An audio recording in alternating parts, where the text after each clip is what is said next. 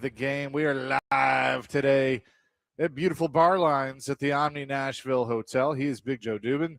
I'm Chase McCabe. Dr. Crane Nick Frazier is back at the studio. What's up, JoJo? We'll say Barlines. We love it, Barlines. We love Barlines. No, we do love Barlines. We're always happy to be here. It's a beautiful day in the Music City. Nice little crowd here at Barlines today hanging out. And we got football to talk about, lots of football to talk about. So it's going to be an outstanding, wonderful, fantastic, amazing, beautiful day. It will. Jake Lyman is still over at Vanderbilt Health Football Center, which is, I got to get used to that. Same. I mean, it was Baptist Sports Park forever, or St. Thomas Sports Park, but he's over there. So I believe he's going to have a guest after Titans practice at some point here in just a little bit. It will be Tony Pollard. So the running back for the Tennessee Titans and out of the University of Memphis. Oh, here we go. That's my trigger word. So we will throw over to Jake here in just a little bit whenever TP shows up with him. Jake, all your questions should be about Elvis to Tony Pollard. It was like, man, you ever go to Graceland? You ever go to that racquetball arena? Did you ever go to the Jungle Room? Just ask him all about Elvis. And then he'd love it, and that'd be it. Times.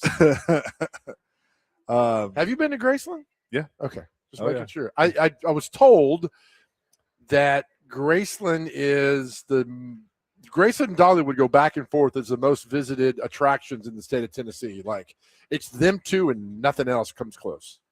You know who else loves Elvis? Oh, yeah. Let's hear it. There he is. He is busy. He is. But he's badass. I wish Dr. Crane. This is when I wish we had a camera on him, because I know, because I've been in this spot before as a producer, he probably flew across the room knowing that we were going to call for it. About right. A busted up shin that has a little black and blue on it. That's all right. Oh, boy. Man. Battle scar, buddy. We love battle scars. We do love battle scars. So Tony Pollard will we'll have Tony. Elvis and Trump fight karate. Oh my gosh. We'll have Tony Pollard join Jake Lyman here in just a few minutes. Jeff Fisher is going to be here at the Omni with us for the entire 1 o'clock hour. The Kats in the semifinals this weekend at F&M Bank Arena in Clarksville against Michigan. And then also talk some football and training camp and all that with Coach. So looking forward to all of that. He's got to miss it, right? Oh, I would think so. I mean, your whole life from 1981 until 2016, you were in training camp in some sort of way. I mean, 2011, he was out of football, but all those years, you were, this late July training camp and then football and on and on and on. So always good to get his insights. Yeah, so it'll be fun to talk to him. What we know is J.C. Latham, I believe, was taken off the PUP list earlier today. Robert Saleh put that out there, so that's good. So nobody on the PUP list right now. Good. Well, it's kind of, is that kind of out of the blue? What, he was on it for like a half a week or something, and then he's off. And Hooker, look, we said this before. I hope J.C. Latham has a fantastic year. I hope he lives up to the number 7 pick. There were those questions, having it right tackle, you're to go, and we don't mention his name the rest of the year. I got to see it, man. Got to see it this year. Yeah. They did sign a safety, Hudson Clark, who might also be an attorney. I don't know. And they waived. Could you say this guy's name for me? Oh, God. Let me see it. Yeah. Kane's the last name, but the first name? Sunset? Saccone? I can't remember. I have no idea, man. So they did that, but and it sounds like practice is. Do we know, is practice done or is it still kind of going? It is over, according to Jake Lyman. Okay, all right. So you just let us know, Dr. Crane, whenever he's got Tony Pollard, and we'll let him take it. So, 10-4, good buddy. Thank you, sir. How are you today? We're doing just fine. Woke up around 5-ish, give or take, and coffee, kettlebell, and ready to go.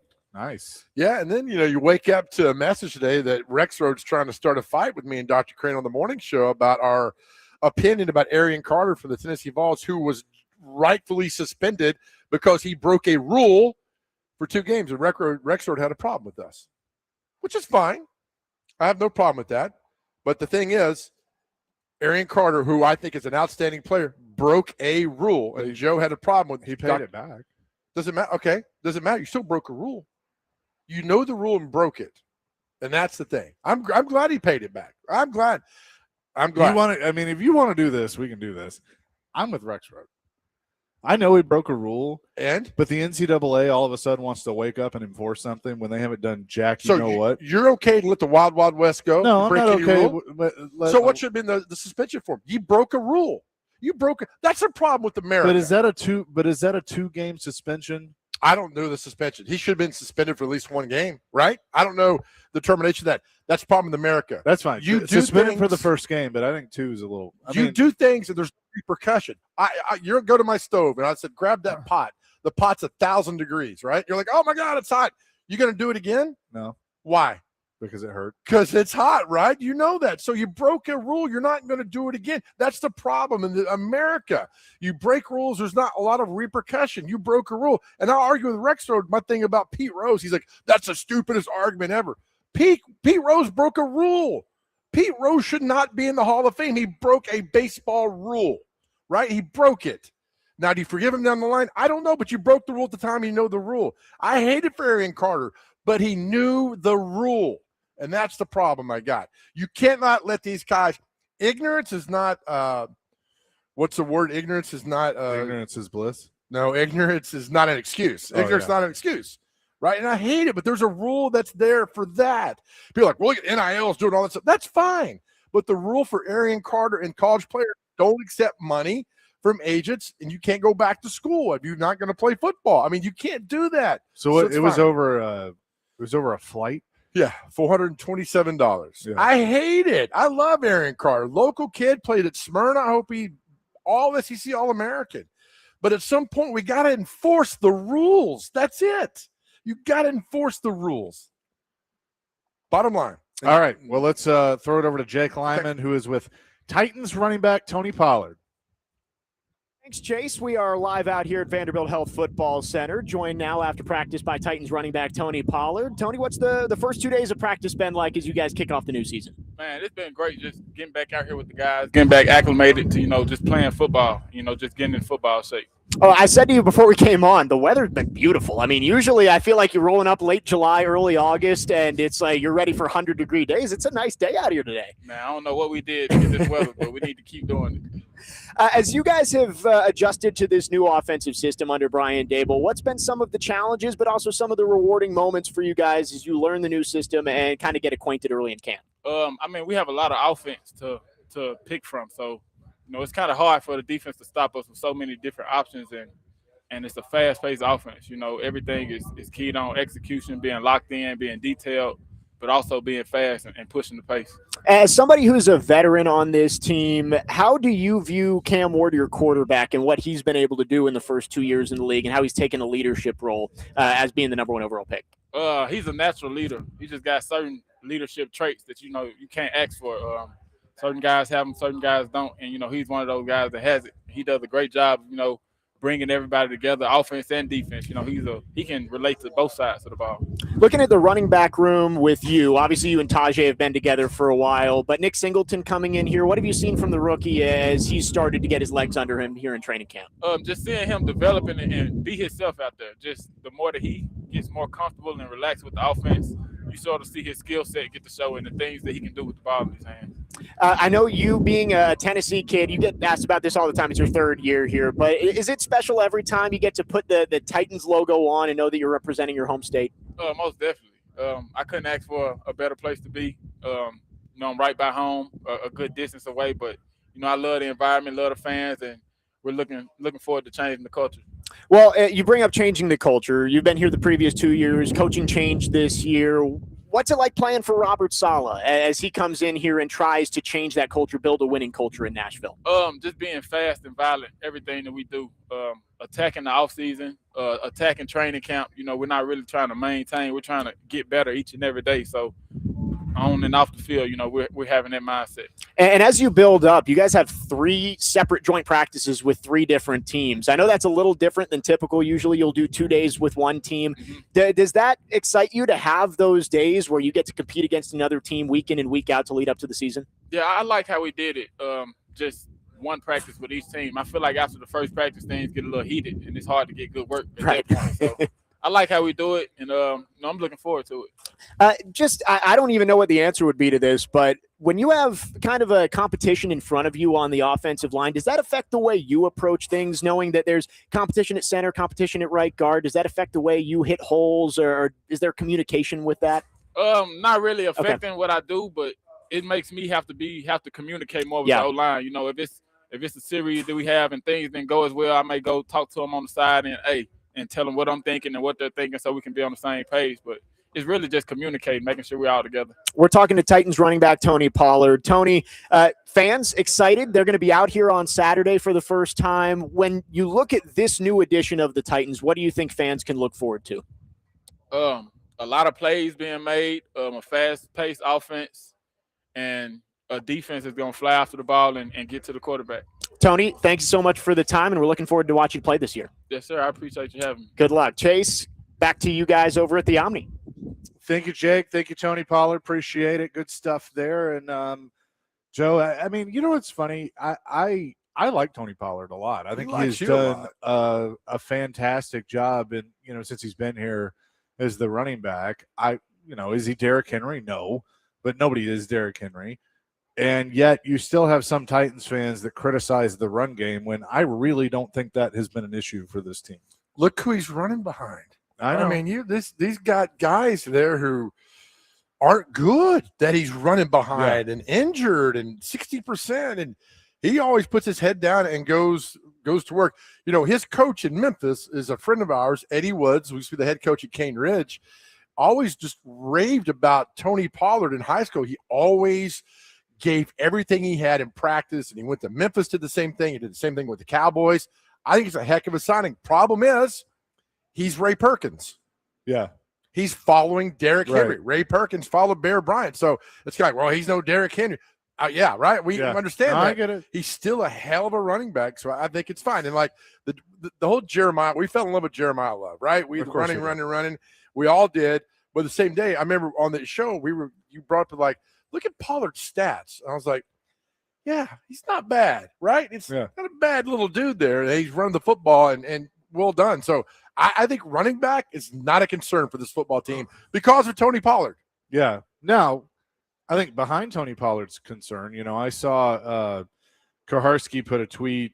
Let's see. I can see if I can find it, but talking about Tajay Spears and that, Spears has been really good on the, basically the screens and just dumping it off to him and all of that. But I think that, Spears has not lived up to being a third-round pick by any means. No, this is what the tweet said. Tajay Spears has made the most of screens and dump-offs through 2 days. Darty and stop and starty. Curious about him running backs in the passing game. Need to see Titans make it work when it counts. Okay, yeah. So I mean, the guy's got no ACL. What do you expect? Yeah, well, yeah, exactly. Do you want him a between the tackles guy? He's not a between the tackles. No, guy. I think with this offense now, and you heard Tony Pollard talking about that with this offense now, they have a lot of different options. I would like to see, some more passing plays and gadget plays involving the running backs. Right. That was always the knock on Derrick Henry, is that he wasn't really a receiving back. That's fine. You didn't need him to be. Yeah. So Pollard is, or can be more of it, and obviously Spears, and then we'll see what Nick Singleton, the 5th round pick out of Penn State. What question for you: Pavia or Spears on a gadget play?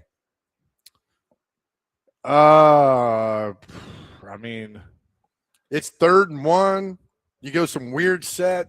I'd probably guy say comes in on shotgun. Pavia or Spears? He's unproven, but I'd probably want to see Pavia. Right? At least he kind of fling the ball down the field. Right. But aren't they kind of the same vein? Yeah. And now I'll be curious. Taysom Hill's now a free agent, so I'll be curious of what happens there. Right. And what that, if a team, how much does he have left in the tank? I don't know. But he's been in the league a long time. Does a team does Sean Payton want to, that would be the one probably. Does Sean Payton sign him in Denver? Could be. And find a spot for him, there. But I'd be curious of that. we'll get Tehran's put out a bunch of notes from camp today that we'll give to you here in just a second. But before we go to break, what's our question of the day? Well, do we have a lot of time to get into it?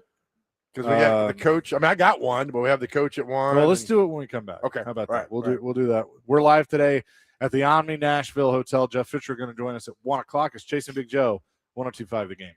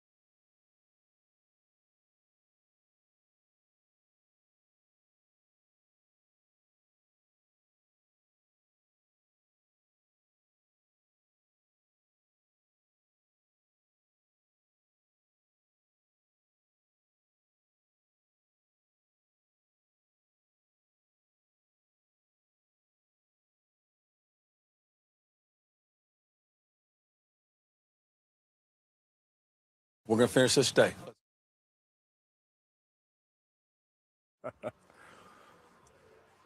Chasing Big Joe, 102.5 The Game. Here on this Thursday, was that the coach? Indeed it was. He'll join us at 1. Looking forward to that. At the Omni Nashville Hotel at Barlines, he's Big Joe. I'm Chase McCabe. Dr. Crane, Nick Frazier here as well at the studio. Before we get to our training camp recap, what is our question of the day? So we did this 2 years ago. I write down questions that we do. We had a lot of response on that day. But our question of the day is, what is one athlete you only know because of one highlight moment, or instance. Name an athlete you only know because of one highlight, moment, or instance. I'm not going to say incident. I'm not getting into that. An athlete you only know because of one highlight, moment, or instance. 615-737-1025. 615-737-1025. For me, that comes to mind, and you weren't born yet, it's the Georgetown basketball player who threw the ball to James Worthy in the national championship game. Fred Brown threw the ball. They come down. Jordan has hit that shot for North Carolina to win the game. Georgetown comes down. He's looking around. He gets nervous and throws the ball to Fred Brown, and Carolina wins the national championship. That's the only reason I know this guy. And every time I hear that name, I'm like, oh, that's the guy that threw the ball away. I'm trying to think. This is a good question. I mean, the first person that came to mind, and it's probably because you mentioned him earlier, but like, obviously we know him more for illness now, but Steve Gleason, that play he made, in the Super Bowl. No, it was the first game Monday back. night game. Yep. Yeah, Monday night game. That's a great one. That's a great one. I mean, I didn't really know who he was until then, and then he's a special teams guy. I got one more for you. Ready? Andre Garrod got his head stomped. Yep, by Hainsworth. I mean, you don't know. I'm not saying you don't know, but I'm saying we don't know anything about that guy if Hainsworth doesn't step on his head. That's one play, one instant we know that guy. Yeah. The whole time. So, yeah, that's the question. 615-737-1025. One athlete you'll know because of one instance, one highlight, one moment, one whatever. I'm trying to think of some other Titans. Well, we talked about this the other day. Remember against Detroit, I guess there's two in this play, but Darius Raynaud threw the home run throwback over to Tommy Campbell. Tommy Campbell, right? Yeah. I mean, I remember Tommy Campbell tried to break into Fort Campbell and got arrested. Which, like, what? And a former athlete on this station tried to defend that behavior. I'm like, no, just stop. Dr. Crane, who's the Cardinal player that hit the home run in Game 6 in 2011? David Freese. I only know him because of that. I don't even know his name. I just know the instance that he did that. Well, he's just a Cardinal legend. He's from the area. He skipped high school baseball, or college baseball, and went, said, I'm going to try out for the pros, and it ended up happening. Well, that's kind of cool. That's a good little story there. But, yeah, that's one instant, one play where you know that guy. 615-737-1025. That's our phone and text line, driven by Wilson County Hyundai.com. 1847 says Big Country Bryant Reeves for making the Final Four. Oh, yeah, Oklahoma State in 1995, I think it was. And then did he not get drafted by the Grizzlies? I think he did. I think he was Vancouver Grizzly before they moved to Memphis. Michael and Madison, the first one that comes to mind is Marion Barber with that 2-yard run against the Patriots. There was actually a 40-yard run. Rest in peace, Barbarian. Yeah, former Minnesota running back. Yep. Derek in Nashville. Mike Legg, University of Michigan hockey player, scored the goal from behind the net, lifting the puck on his stick. That's where the term the Michigan came from, that type of goal. Philip Forsberg has scored one. Yeah. All right. I know the play. I didn't know the name. I didn't know the name either. Well done. Here's one. 9070, Kevin Ware.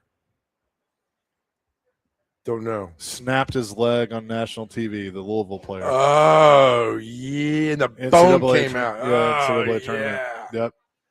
For the game that didn't count. Well, I mean, right. 9177, not to be insensitive, but he's right. DeMar Hamlin.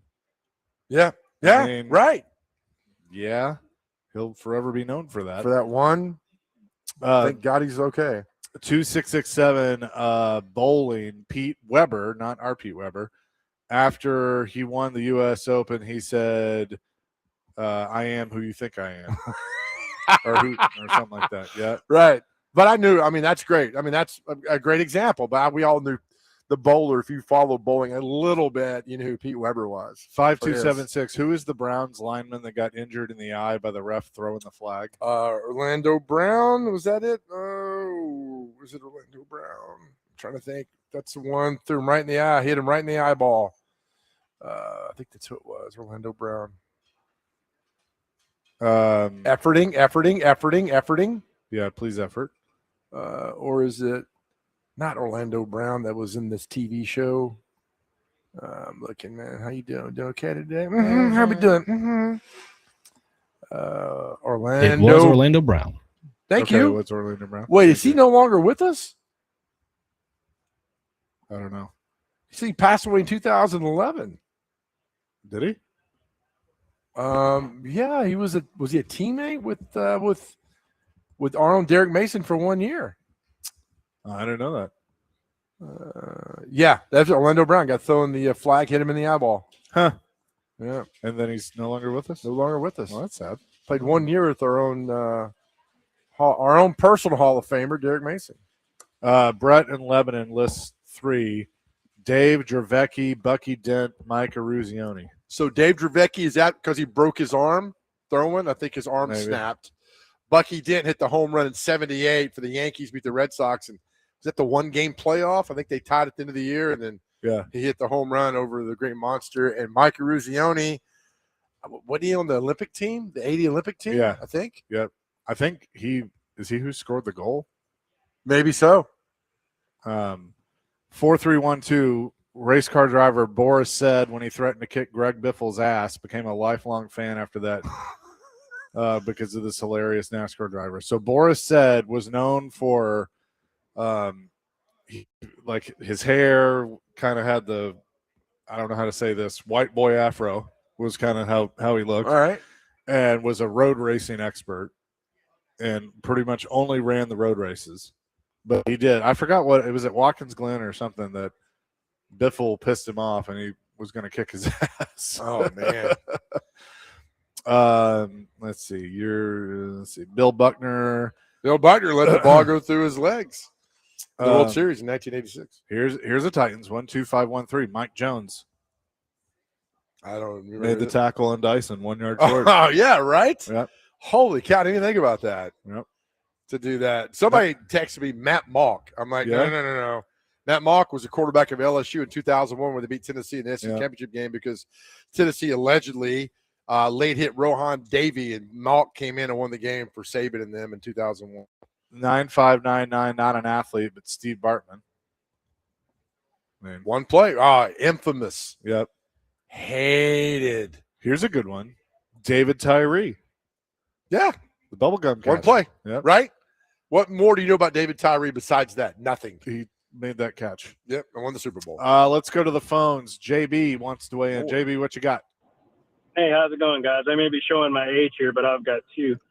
They've both gone on to be famous, but as players, I remember Herm Edwards because he's the reason that everyone does a kneel down now. And right.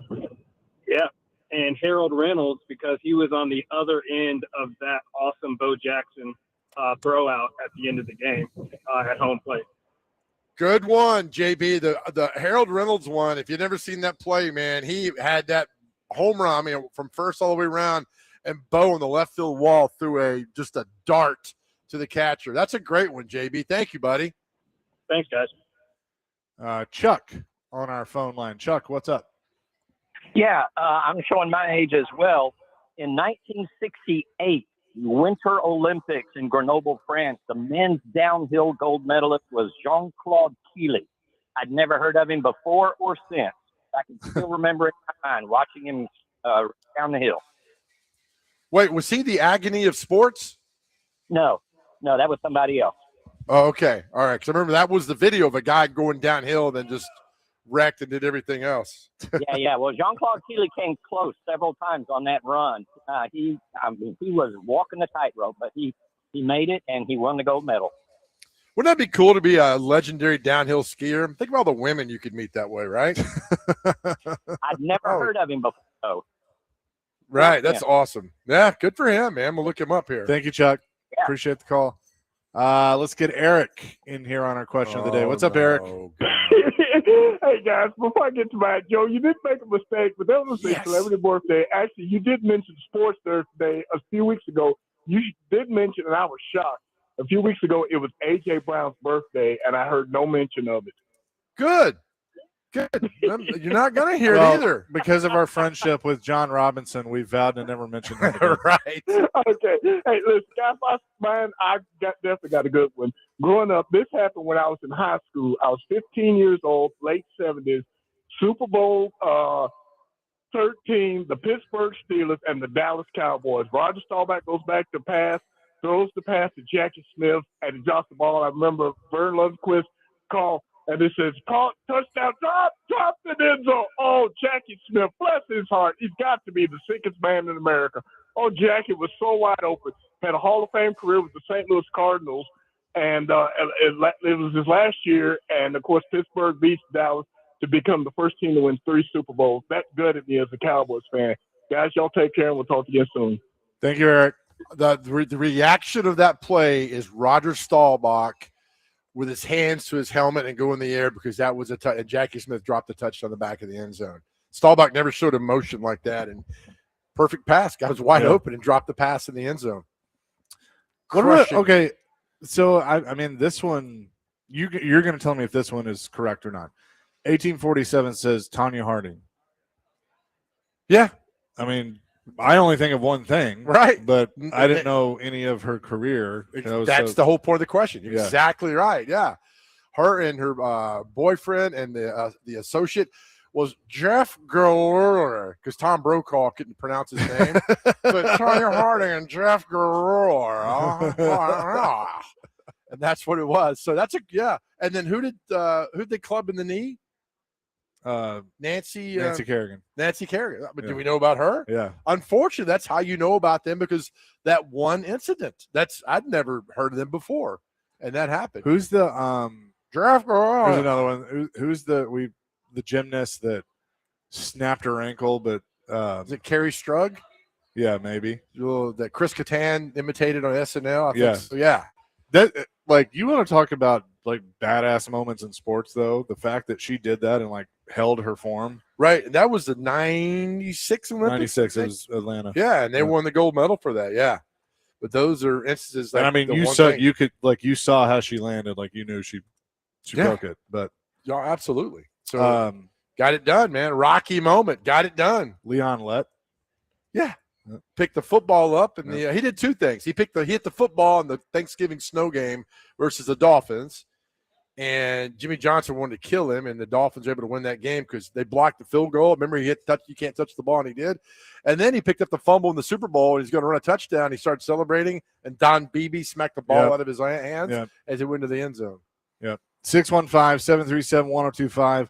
We'll get more answers to this, plus updates from Titans practice day number 2. Chasing Big Joe on this Thursday, 1025 The Game.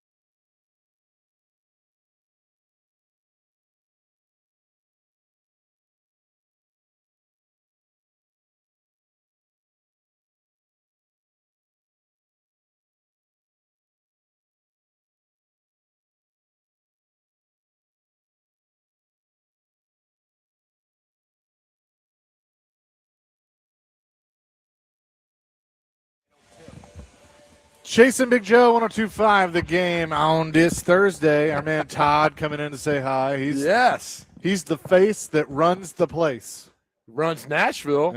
Todd Nashville. He's like Commissioner Gordon, right? And that runs Gotham City, man. Yep. Get out of his way to do all that. Our questions are it's a fun question. I didn't think it would take off like this, though, man. Here at Barlines in the Omni Nashville Hotel, 4720 says Vinko Bogataj was the agony of sports. Oh, skier. okay. He's now an artist in Slovenia. Okay. I looked up Jean-Claude Keely. Handsome dude. Van Damme. He's still with us. He is 82 years old, be 83 in August, and one of the legendary, might be the best skier of all time. I like saying these to see if you remember. 9177 says Chris Davis. Kick six. The kick six. They're very good. Right? That's the only way I know that dude. He should never have to buy another meal in Alabama. Now, this is an interesting one because this person we all know, but I do think when you say his name, there's one play that comes to mind first. Okay. Franco Harris. Oh, the Immaculate Reception. Yeah. But he's a Hall of Fame running back. Oh, yeah, he is. Big time. He's also one of my rants I have on NFL teams because he spent 1 year with the Seahawks. Yeah. And they claim him as a Hall of Famer. Well, that's not them. That's like the Pro Football Hall of Fame does that. But still. I know. Well, it's like us. I mean, the Titans claim Randy Moss and Andre Johnson. Terrible. Yeah. No, I'm with you, but that's the Pro Football Hall of Fame. Right. It's not like baseball where you pick who you want to go in as. Right. Yeah. I'm not a fan of that. But nobody asked. Anyway, for those, our question of the day, what's one athlete you only know because of one thing, one play, one incident, one highlight, one thing? Buster Douglas. Knocked out Mike Tyson in February of 1990 in Tokyo. Yep. That's it. That's all you know about him. Rosie Ruiz. Did she cheat on the Boston Marathon? Yep. Yeah. Yep. That's a long.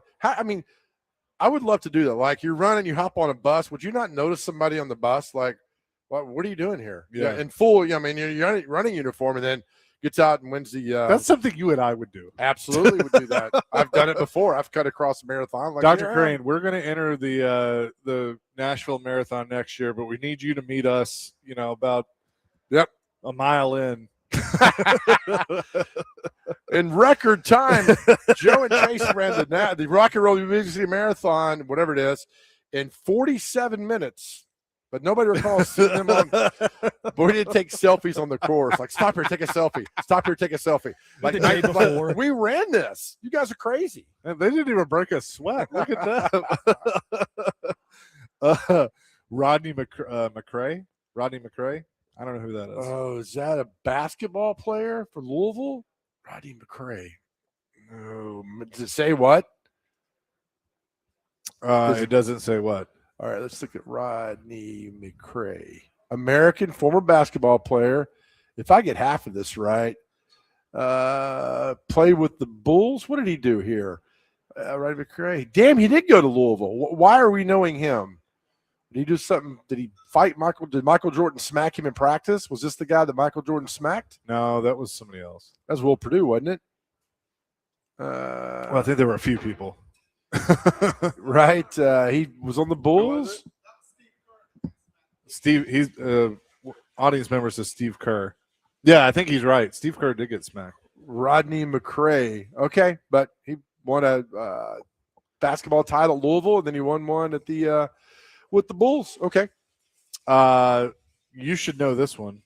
9177 says Nefe Lielo. Oh, my God. No, we're not doing this again. Alabama, yo next. When you come to our house, we show you how to play some SEC ball. It doesn't matter where you're from.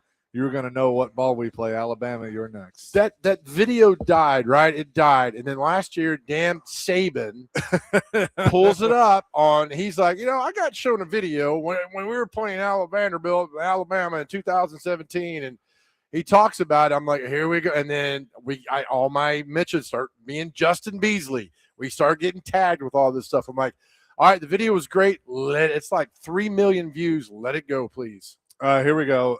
Rodney McRae is a baseball player. He is best known for crashing through an outfield fence attempting to make a catch. He played mostly in the minors, but also made it to the majors with the White Sox and Mets. Ah, okay. I remember that's a highlight. Was it Cleveland that he went through the wall? Maybe something like that. And he's not coming up on any list I'm looking Our for. texter sent us the link.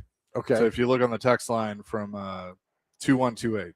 2128. Ran through the outfield wall. Okay. Yep, there you go. Rodney McRae.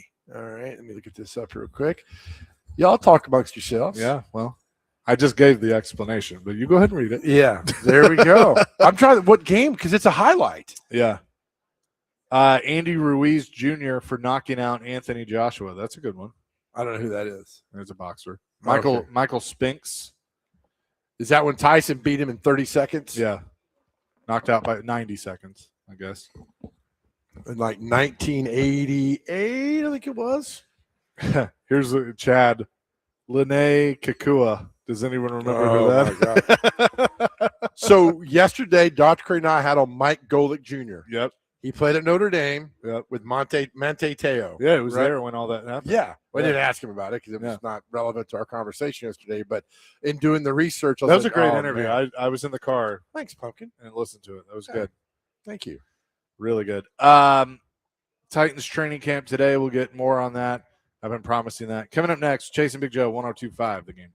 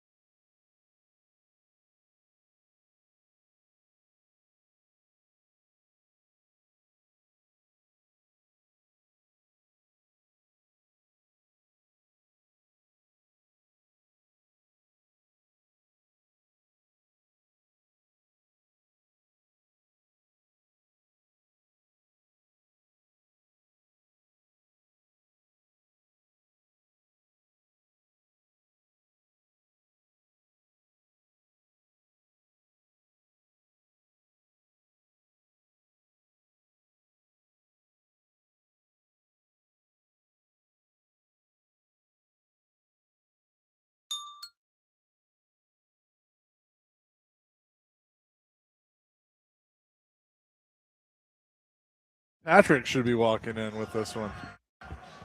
Well done. Chasing Big Joe, 102.5, the game on this Thursday.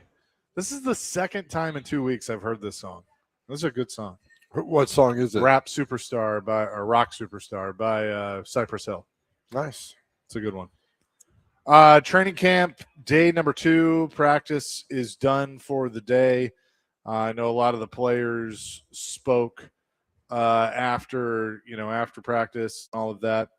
Connor Newt puts out there Cam Ward was worse, had a pick in 7-on-7. It was intended for Wan'Dale Robinson. Robinson tips it. It's picked off by Cedric Gray. Was inaccurate in team period. Trubisky, Ridley, and Latham all back at practice today. Latham limited. Good day from the defense. Okay. So good. Again, it's still the second day. So how much are you really going to learn on day number 2? Yeah, I will. We Dr. Put the pads on. Discussed this yesterday about, and I know why they do it. Keeping stats on Cam Ward, I really do not care. I don't either. Show me in a preseason game. Thank you. Show me in the practices right. Against San Francisco. I mean, you're going up against one of the best defenses in the league that your head coach was a part of building in San Francisco. Yes. You're going up against the defending Super Bowl champions, and you're going up against what many believe to be one of the hottest up-and-coming teams in the league in Chicago. Right. Let's talk after that. Bingo. Yep. I don't need to know that if all this stuff that is happening when you're wearing shorts and a T-shirt is happening against them, then all right, we might have some concern level. There you go. How much and I hope they do it different this year. I mean, I'd like to see Cam Ward play the first half in all 3 preseason games. Yeah, I mean, I know that back in OTAs, Saleh did say that the starters would play in the preseason. Good. He didn't say how much, but I'll be curious of that too. You have 4 quarterbacks. Hendon Hooker's just kind of been a body. He hasn't really gotten any reps hardly at all. I think he got some yesterday because Trubisky was out. But, is it a true competition between Will Levis and Mitchell Trubisky for the backup spot? I don't think it is. They say it is. I don't believe that. Yeah. So I'm with you. I mean, but my guess is game 1, he probably gets a series or 2. Game 2, maybe give him a half or a quarter. We talk he needs reps. I agree. Right? He does. But the knock on Callahan last year about Cam Ward, and we talked about this, let him play into the second half. He didn't do it. And so that first game at Denver, there was a lot of like, oh, what's this? What's that? Oh, what's going on? And it was, I think, had he played more in the led the team back after halftime, would have been great. You know what's funny? One time I was talking to Rick Stockstill about this. Quarterback at Florida State. We love Rick Stockstill. We love Rick Stockstill. I said, what's the first thing you do when you come into a visiting stadium? Can you guess what the first thing he does when he walks into a visiting stadium? Can you guess? Walks the field. Walks the field, but what's he looking for? I don't know. Play clock. Yeah, that makes sense. He looks at the play clock. I'm like, why do he's like, I need to know where it is, and I make sure my quarterbacks know exactly where it is. Yep. Every stadium. That makes sense. So I watch him when they played Alabama. They were still walking, looking at the clock, just to get it done. I was like, this is a good way of knowing that. So I always wondered about Cam Ward. Did Callahan say, all right, man, spot the play clocks. Yeah. So you know what's going on. I know what's going on. We can call a timeout if needed be. So I just thought that was really good. Those are all experience that Cam Ward needs. So fine, play a lot for the 49ers, Seahawks. Those are, like you said, 3 good football teams. You get good reps out of that and then go forward from there. Yeah. I mean, look, I like that. I like you. We need to do that. Some more notes from TD. Ben Jones, Mark Mariani, and Derek Mason were on hand to watch practice. D. Mace, of course, will have his thoughts today at 3. TD says which D. Mace? Our D. Mace. Okay. Jacob Martin is like a coach on the field. He had pointers for Femi, Keldrick Falk after a lot of reps during Indy and install. Aaron Whitecotton. By the way, the more I hear about him, the more I like him. Like that, he's kind of, he's got some juice as the D-line coach. Can I be honest with you? Yeah. I thought that was a nickname. What, White Cotton? Yeah. Oh, no, it's his name. I thought it was a nickname for him. No. And then I realized that's his real name, That which is is his kind of real cool. name. Yep. Cordell Volson and Austin Schlottman started team period at center and right guard. Ooh. Pat Coogan and Jackson Slater came in next with Trubisky. Okay. So, all right. Still a massive concern for that football team is the offensive line. yep. Early reps for Nick Singleton. He has some juice on inside runs. He talks about the pick. He says Levis had Oliver wide open on a dig route, missed him in 7-on-7, has to hit those layups. Let's see. Flott pass breakup versus Tate on back shoulder.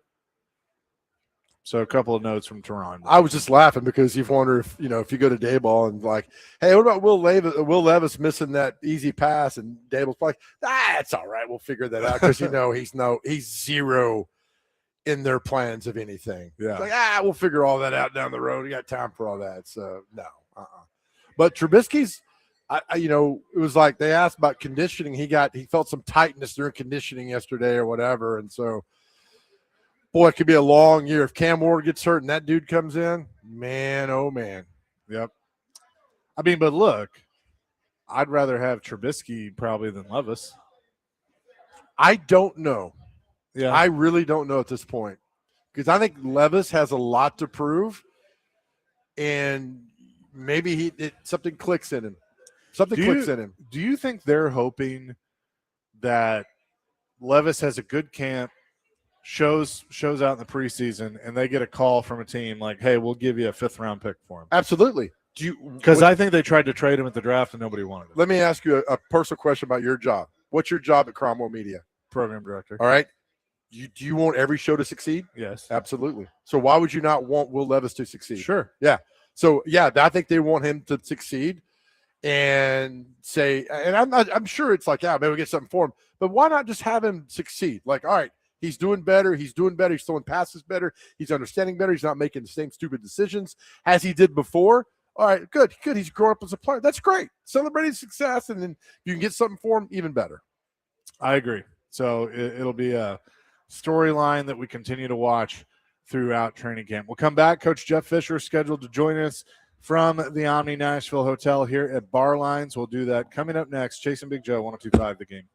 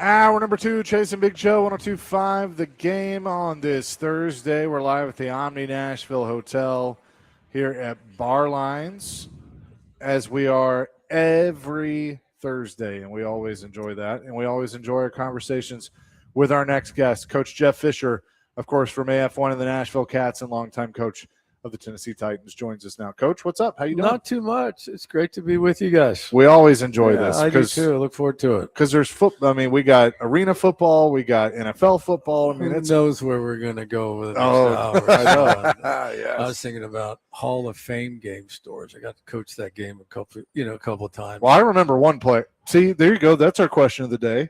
What is that? So Okay. ask Coach. Our question is, what's one player you know from one incident, one play, one highlight that you know AJ Trapasso. was he not the punter? He was the punter.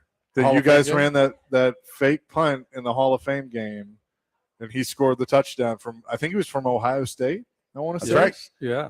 Yes, absolutely. Yeah. Yeah. No, I actually was having that conversation. I was in Clarksville yesterday, driving back down with Mr. Pogue. Yeah. And we were having, we heard something about, Hall of Fame game. I mean, teams are in camp early, get to go play in the Hall of Fame game, and brought back memories. And yeah, it was that game. AJ Trapasso. I also had Alex Mortensen on the roster. And, he played a little bit, and Chris called and said, hey, any chance? I go, yeah, I'll bring him to camp. I said, there's no guarantees. What I promise you this is that I will get him a snap in preseason. Like maybe no more than one, but I'm going to get him a snap. Okay. And then, as the roster and things get busy, at least he can say he went to an NFL camp and played in a preseason game. So he got a snap to a touchdown.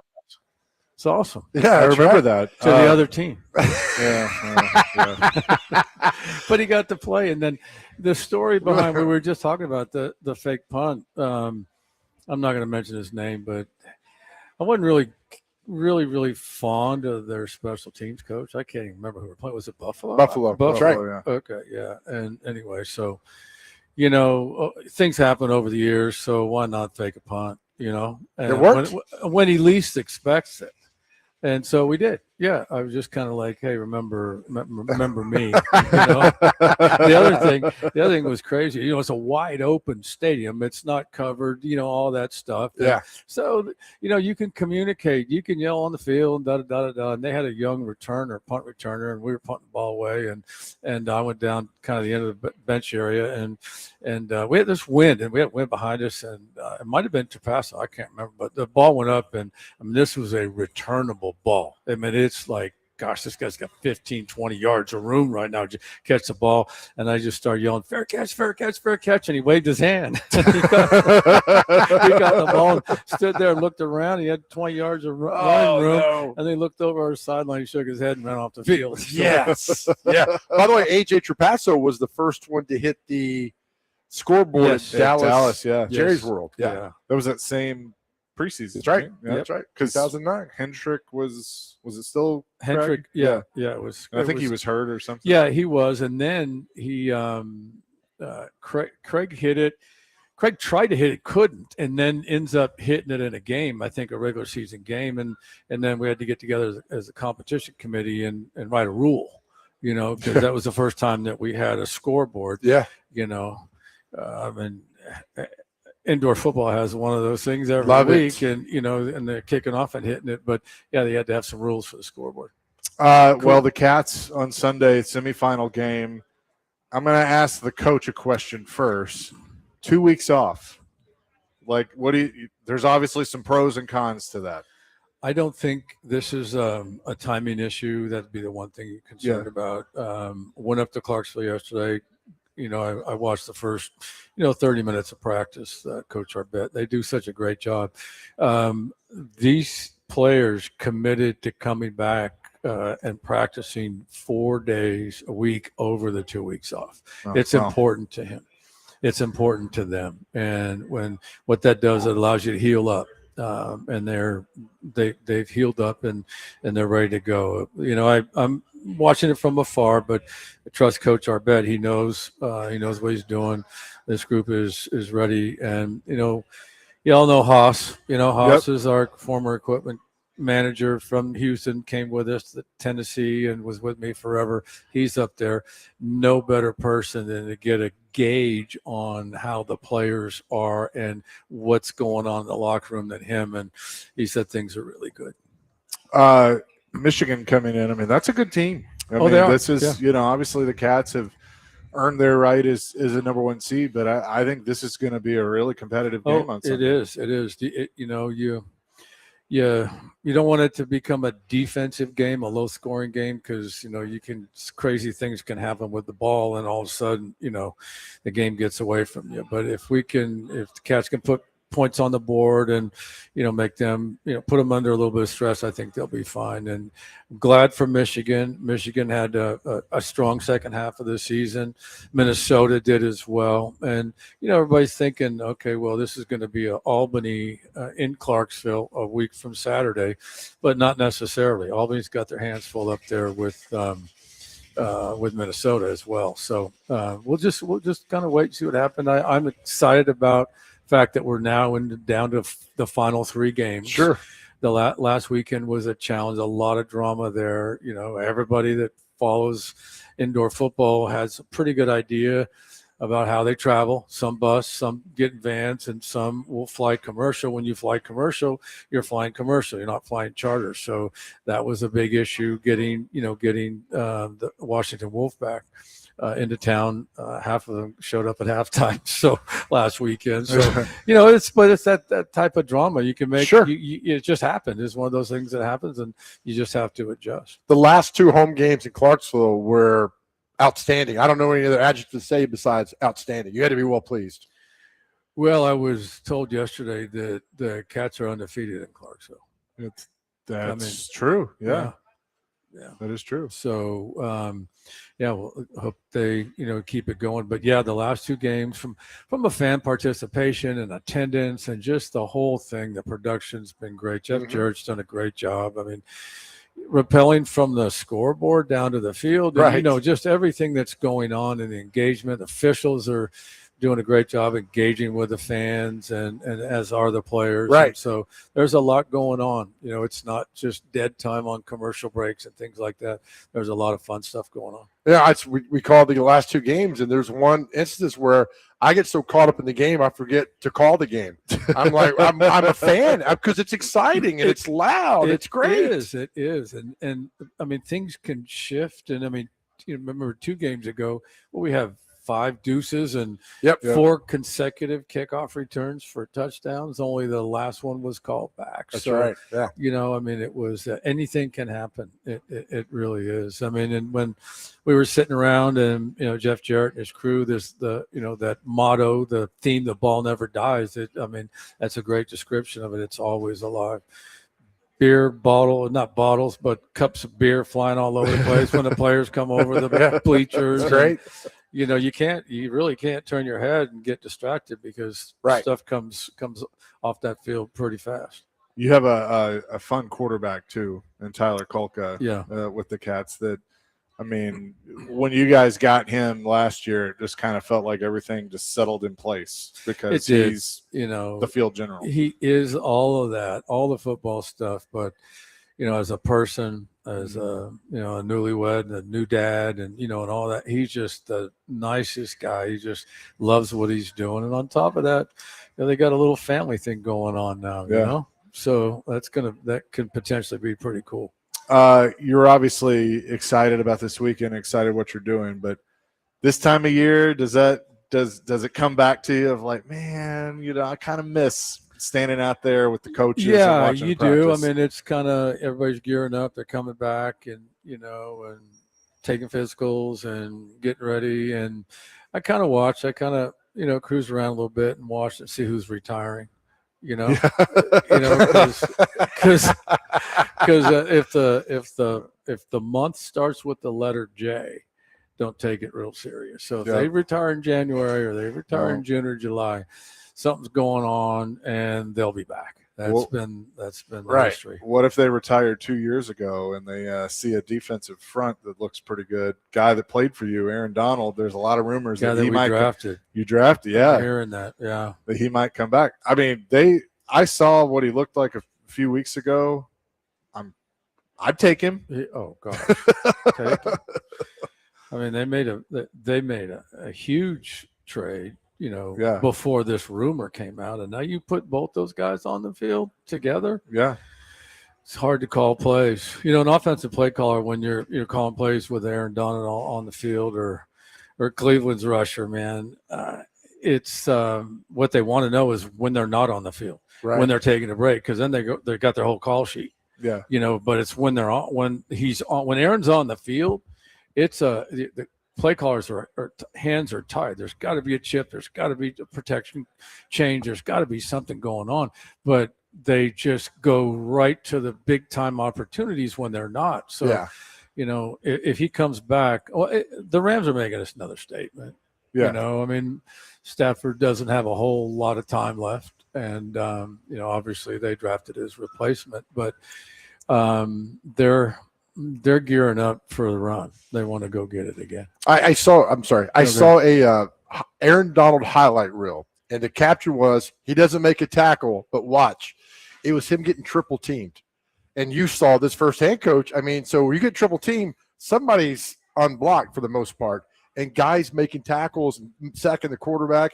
He's taking on 2 and 3 players at a time. I'm thinking that's Hall of Fame. That's an impact right there. And you saw it firsthand. Oh yeah, no, we saw it, from day one when during the preparation, the study, and the research we did, in college. I mean, that's just how he was wired. And anybody you talk to said this guy, this guy is not a 9 to 5 guy. He's a 5 to 9 guy. He's just in there all the time.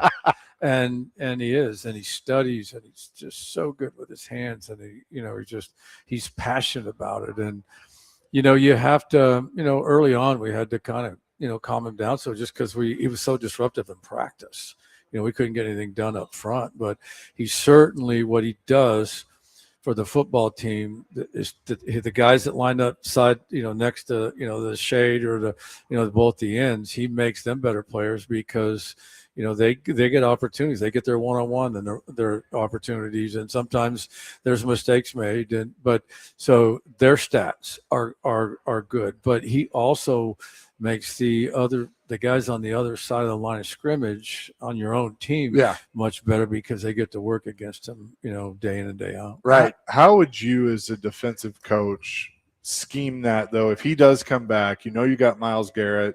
It probably at this point after missing 2 years, Aaron's not an every down player. So would you draw up special instances where they're both in the game at the same time? Oh, of course. Yeah. And then you move them around. That's the thing. Both Myles and Schwartz, you move Myles around quite a bit. That creates problems. Right. If you left side to right side to 3 technique to end to stand up to boom, all those things. They gotta identify them. They gotta call them out. It's a protection nightmare. But now you get both of them and you move them around. Now, Aaron's last 3 or 4 years, 5 years, they moved him around quite a bit. They line him up at defensive end. They line him up, in a 5 technique, and then there's protection's turned, a tight end comes down, and now you got 3 guys in the route. Yeah, right. And they're going to find a way. Somebody's going to find a way to get the quarterback. We got to go to break. On the break, I want to ask you a question. We brought up yesterday because you've seen a lot of football, far more than Chase and I. But there was a certain player here for 2 years in 07 and 08 who was so good, Coach. He was a player of yours. I'm talking about Albert Hainsworth. I want your reaction to talk about Albert, how good he was in those 2 years. I've never seen anything like that in my life, the way he physically dominated everyone. And I want to ask you about that when we come back. We'll have more with Coach Fisher coming up next. Chasing Big Joe, 102.5 The Game.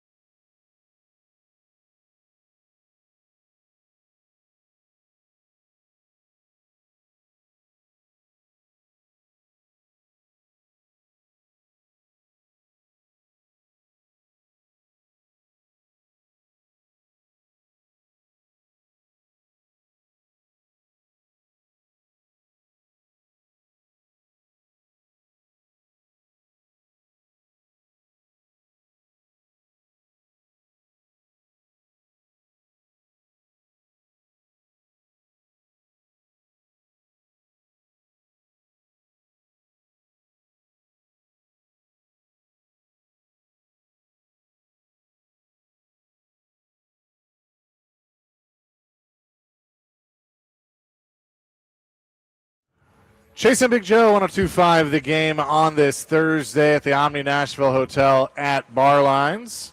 Continuing with the coach, Jeff Fisher, who is with us now. And you asked him a question before the break about Albert Hainsworth.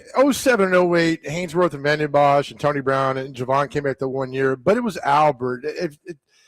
We talk about Aaron Donald, but here in town, has anybody been as devastating as Albert was? Because, Coach, those 2 years, he was one of the – I don't think I've ever seen anything like that in my life. He was amazing.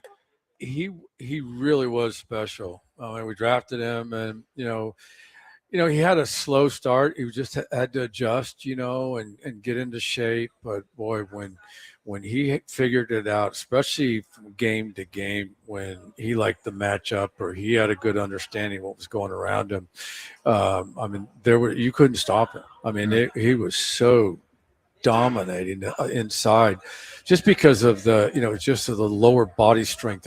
Overall brute strength, but I was sick. He's 6'5", right. And he was a good. He was a good solid 320 when he was in good shape. He got up over that, but man, when he had the motor going, there was nobody better. And we had Josh Evans, and Josh wasn't. He was a half Albert, but Josh was more of a technician and a motor guy, and everything, and very, very talented. But I was special. Just seeing him destroy teams was. We talk about David Carr, Aaron Rodgers put it on his. It was just a sight to see, because I love interior play for the offensive defensive lineman, and he was just I just like, how do you block this guy? Especially, we put him, we got in that old Bear 46 front at times and put Albert on the nose.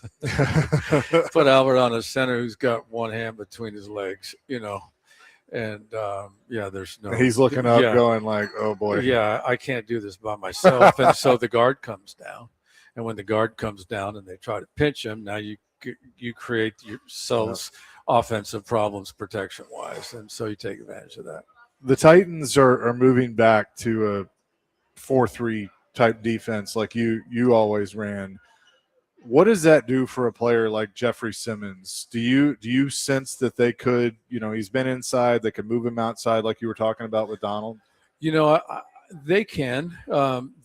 They can, depending on who they got, around him. But I think he's better suited in this system. This is they're going to kick their ends out pretty wide and kind of set edges with their ends. It's the wide 9 technique, Jim Schwartz, and we fell into that years ago. And so they've been doing a lot of off-season research on it, and they're gonna go there. So he's going to end up becoming a very, very disruptive player inside, especially if you got ends outside that can not only set edges but also put pressure on the passer. So left and right, I wouldn't look for him to line up at end, other than in those odd instances, not odd, but on third down, 3rd and 7+, where you got these special rush packages and things like that, where it's going to create problems wherever he goes. That's people are going to, when the huddle breaks or when people get lined up, they're going to want to know exactly where he is, and then that'll dictate what they're doing up front. He's lost according to him, 20 pounds over the course of the last couple of years. You look at him, he's chiseled.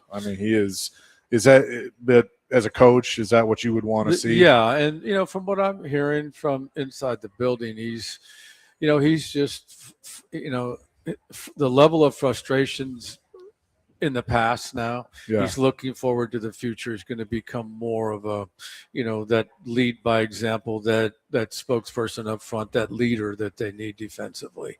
They got a quiet defense right now, and so he's the one that should be the focal point. He should step up and take responsibility. And from everything I hear, he's doing a good job with that. I have some great debates with my friends about teams, defenses, offenses, and the debate we had not too long ago was about if the 46 defense was so great, how come more teams didn't emulate that? And I thought, I'm going to ask Jeff Fisher this question because I know he knows the answer. Is the answer because we've never seen a defense like that those athletes capable of running a 46 since then? Well, what it was a timing thing. Back then with us in Chicago, but he fell into it. He needed an 8-man front sometimes to stop the run, and he had people that fit each and every position, and it was really highly unorthodox what people were being asked to do in the defense, and they were able to do that in the back end because of the domination up front, right, and the one-on-ones that were created. It was new. People didn't know how to run against it. They didn't know how to protect against it. And Buddy he just happened to, it was like this timing thing in the history of NFL defenses. It just fell into place and became dominant. Now, of course, we carried it over. We go to Philly, and we were using it. And as we were talking earlier, some of those guys up front that we had, right, in Philly, when you talk about a Reggie White and a Jerome Brown and Mike Pitts and Mike Golick and Clyde Simmons. Wow. Yeah. And and then the guys behind, what your position descriptions look like and what's required to play them. So, I mean, there's still people using it now. You see it in the NFL, you see it in college, and but it was back then offenses were condensed. I mean, you had a tight end and a fullback and a tailback and two wide receivers. Yes. And so you had you didn't have the multiple formations and multiple personnel groupings. And so, a lot of the offensive coordinators would try to spread things out a little bit and just try to loosen up the defense. Right. First one to do that actually was the Miami Dolphins that year. In the one game that the 85 Bears lost to Miami, Buddy refused to substitute and go nickel.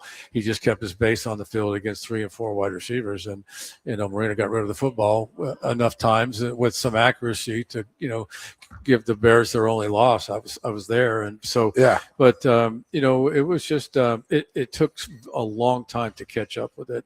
First team that caught up with it in the division, in my recollection, was Washington, the Redskins at that time. Joe Gibbs,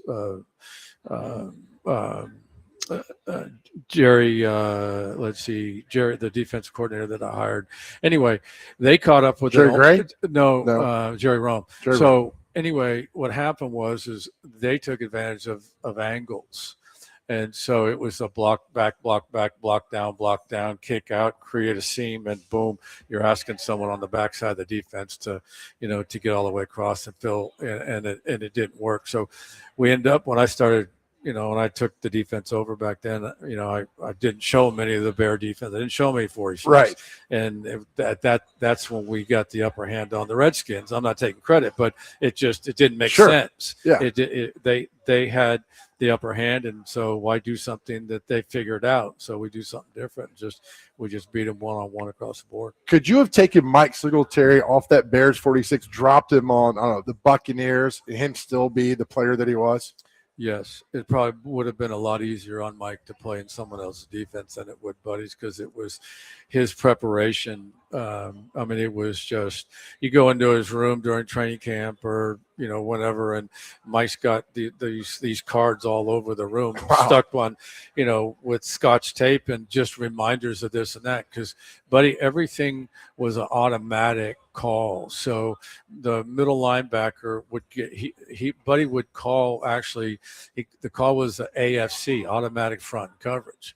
So whatever formation they came in, he had to put the defense in the front and the coverage based on the formation. And then you could also blitz that formation. Wow. And so Mike had all this memorization. And as a matter of fact, in Mike's first start was against the Chargers. It was 2 or 3 weeks into his rookie season. He got out there. He didn't recognize the formation. He called timeout, and Buddy sat on the rest of the game. But he never did that again. No. But Mike was, oh boy, man. And then when Mike he found a target, which was whoever had the ball. He didn't want to be that person, because I don't know how many helmets he allegedly broke of his own and others when he was at Baylor in college. But he kept breaking helmets. Oh, love that. We will have more with Coach Fisher coming up next. Chasing Big Joe, 102.5 The Game.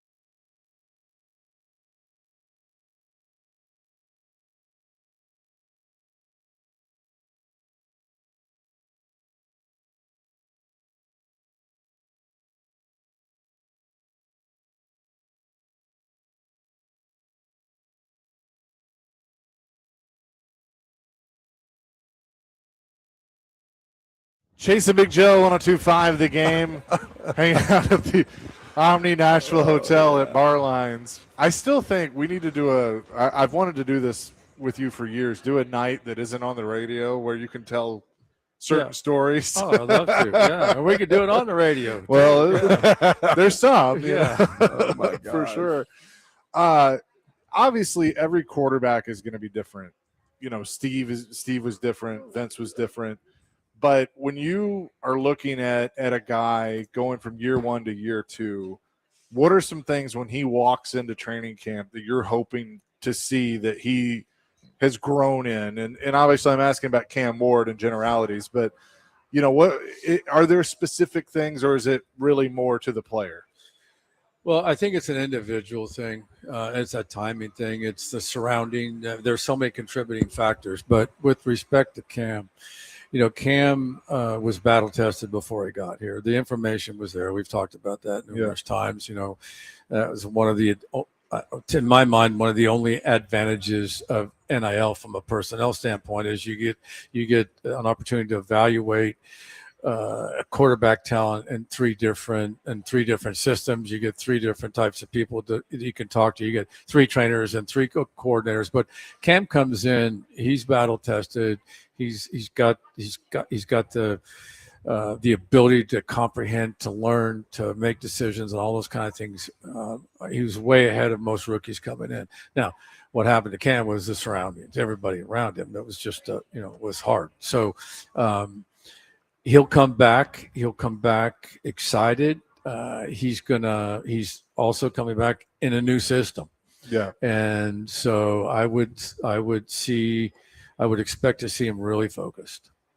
Time to have fun and time to stay focused. I think he would learn, when that is, because you can become, if you're having too much fun at the position, which is awfully important, but if you're having too much fun, you can become a distraction. But he's going to be, it's every day's a work day. Every meeting's an important meeting. I would think that he would have an impact on whoever else is in the quarterback room. Now, I know that there's hard for us to find somebody better than Brian. Brian's outstanding. And so I would expect immediate I would expect people to see early on, don't know how much you're going to play in the preseason. That's obvious. And you're going to get reports out of how he's doing at practice. Don't worry about that.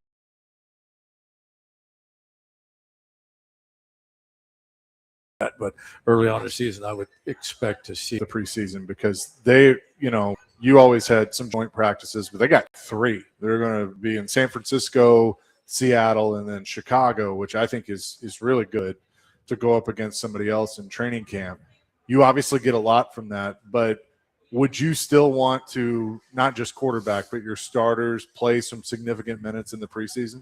We didn't have the opportunity to have multiple joint practices when I was doing it. But at that time, I also felt it was really important to get them play time during the preseason. You got 4 preseason games. Our philosophy for a long time was, play a couple series. First one, maybe add another series in week 2, and week 3, play the whole first half, go through the halftime ritual so your body's used to, for everybody, and then week 4 just kind of shut things down. Okay, what happens now is that because of the shortened preseason and the amount of full speed reps that you're getting against other opponents in the joint practice scenario, my only concern would be, and not necessarily quarterback, but my only concern is how is the your rehab, your rest, and how is that addressed? Because and over the last 3 years, one of the things I've noticed is an increase in soft tissue injuries and injuries in week 2 and week 3, and and it's as it relates to the older players, because you have to go through that ritual. You have to be able to come in after a game and get your body back. And that doesn't happen until the regular season starts. So in week 2, you played 60 plays and now you're trying to get your body back and you haven't done that yet. Ooh, yeah. That's also part of it. So I think it's important that every player should be handled in an individual situation. Yeah. And that's what they do now. So, but joint practice are going to tell a lot. Now they're not going to. Joint practices, you can share video and you can say you're not going to share video, and then you are, and then the video leaks out and all that kind of stuff. Yeah. But you're only going to do so much. You're going Right. to keep things basic, and then you're going to come back and have your own practice, and that's when you're going to get into, much more of your offensive defensive systems. Coach, tell me about the first time you heard the name Chris Johnson. Well, it was in a draft room. It might have been the fall, his senior year at East Carolina. Maybe got some clips. And, hey, this guy's really good, But in the NFL, you don't have a whole lot of time to pay attention to what's going on in college, right? And so, but certainly in the first conversation in the draft room, there, it came up. He came up, and guys were just. The things that we're saying about him. He was different. You hear things about out of scouts all the time, but he was different because of his speed and his toughness. They're fast guys, right? You've seen they're faster guys than Chris Johnson. What made him good? Well, his vision, his acceleration, his understanding of how to play that position. A lot of people think, oh, just give him the ball. Okay, and just run to daylight. No, he knew exactly how to set people up, how to set the linebackers up, where his aiming points were, and all that kind of stuff. But his speed. So we had joint practices after we drafted him. I believe it was against the Rams, and I remember prior to the joint practices, I remember the rookie mini camps, the OTAs. And then camp, and then even moving into the joint practices, thinking to myself, standing back behind the offense and watching him take the ball and go down the field. If this was a game, would he score? It was every time he touched the ball, it's like, man, I don't think anybody's going to catch this guy. He just changed angles on defense from the get-go, and then. First, and that happened during the joint practices, and then we happened to, I think it was the Rams, and we played the Rams here at home, and he got in the second quarter, and I think it was a second carry, went 50-plus yards, the end zone. And then just comes running back up the sideline. So, it happened. So, he was really, really special. He was taught, he understood how to play without the ball, which is really important for a running back. Now, not all first and second down running backs are good at that. Your third down back's going to be more of a protection guy, but he knew where to get to. He knew what his responsibilities were. He put his hat on you in protection, and he was just a tough guy. And then, every week I'd have to, he had Tourette's. You guys remember that? He had a little bit of, and so I would seek out White Hat, the referee, and during pregame warm-ups, and go over and say, I want you to take a look at number 28 now, okay? And just kind of watch him. And I said, he's got a little habit, a physical thing where he'll shake his head, and I don't want you to freaking flag him for a false start. And he's lined up there behind the ball because he flinches. And so got that across. And then, the memories were awesome. Yeah. I remember standing in front of the defense. I think we were in Seattle. We were out of the playoffs. It was the last game, and his rookie year, and talking to the team about, hey, look, this is going to be a great one, and congratulations, offense, what you guys have accomplished together as a group. Defensively, oh, by the way, we got a chance to set a record here, and if we need another possession or two towards the end of the game, we may need to ask you guys to let our opponent score so we get the ball back so CJ and the offense can get the record. And as soon as I said that defense erupted, and there's no freaking way we're going to let anybody score. Right. Get the record on your own dime, kind of thing. That was spearheaded by Bullock. Who was the ref that called the Ed Hockley. Ed was on the Mod Hall? Yeah, and it wasn't his call. That's the white hat. That's Ed. This is a hold on the other side of the line of scrimmage. Ouch. Okay, with a fullback kind of leading through Ahmad. Okay, and Ed made the called it back, and we didn't get it. But I'll credit Ed. The next year in training camp, Ed's crew was our training camp crew for 3 or 4 days, and Ed got in front of the team, and the first thing he said is he apologized because it was a bad call. It was a very bad call. Yeah. That was like a 70-yard run too for CJ. Oh gosh! And then hey, the Kansas City game where they both CJ and Lindell have 100 yards, and then so they both have 100 yards in the game, and so CJ, this group, these guys, I love this team, this roster, this locker room, because they were a little edgy. They knew the difference between right and wrong. Okay, and they take it to the limit, and so don't hurt your team during the da. Well, CJ busts a run in Kansas City, and for touchdown, and that band behind the end zone had taken a break, and there's nobody there, and CJ goes into the end zone, up over the wall, sits down, and he's playing the bongos, right, and about all 6 flags hit the field for unsportsmanlike conduct and illegal celebration and all that kind of stuff. So the next day, I get a call, and there's a guest at the front door, and I've got somebody delivering a set of bongos to CJ. Okay, and so I said thank you. I took them. I went in, and let's see. I'll remember who it was. But anyway, I took them in. I called equipment guys. I said, put the bongos in the main auditorium, cover them in a sheet, and I don't want anybody to know what's there or whatever, and because I'm gonna deal with CJ. So anyway, I start to. When you have team meeting on Monday, the after wins are a lot easier than after losses. So you can come down a little harder after wins and stuff like that. So it's like, CJ, stand up, man. He stood up and got quiet. I go, really? I mean, I thought you understood the difference between, selfish play and this and team and all this kind of stuff. And here you are, getting us a 15 freaking yard penalty because you want to go play the freaking bongos, and you can't even play the bongos, kind of thing. And he goes, yeah, I can play bongos, coach. I go, no, you can't. And I said, you want to apologize to your teammates for the penalty? He goes, sorry. I said, you really think you can play bongos? He goes, yeah. I said, well, come on down here. And I ripped the sheet off and made him play the bongos. Yeah. I bet the guys loved it. Yeah. So how about it gets better? The next week we're playing Cleveland here. Romeo Cornell's the head coach. And I get a call from upstairs, and CJ's got $120, $130.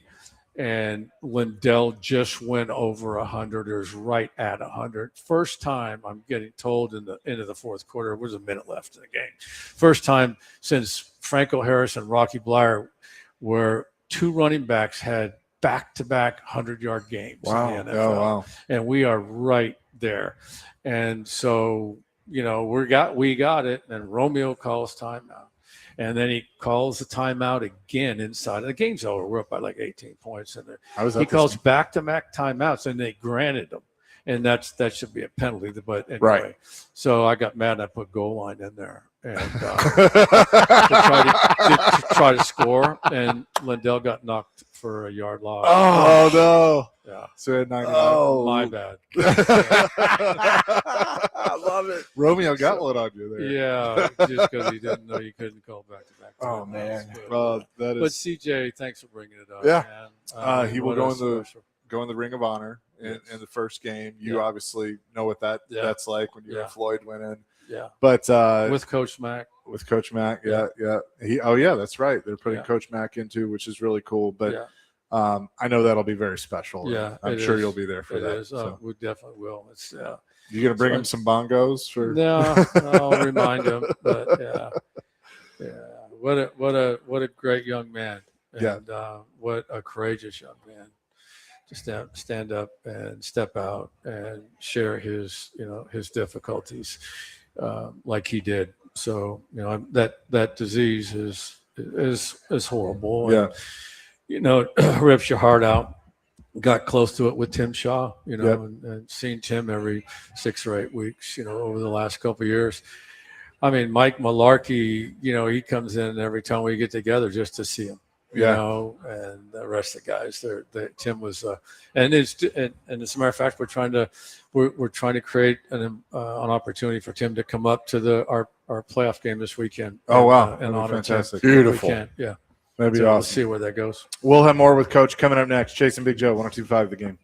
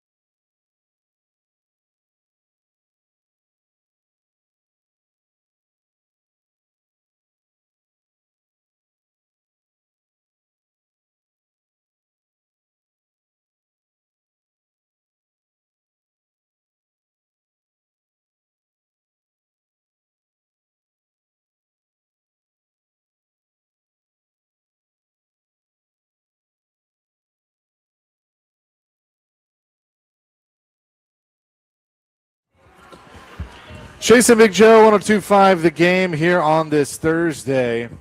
Continuing with Coach Jeff Fisher, the Cats will take on the Michigan Arsenal this weekend. 3 o'clock kickoff on Sunday at F&M Bank Arena.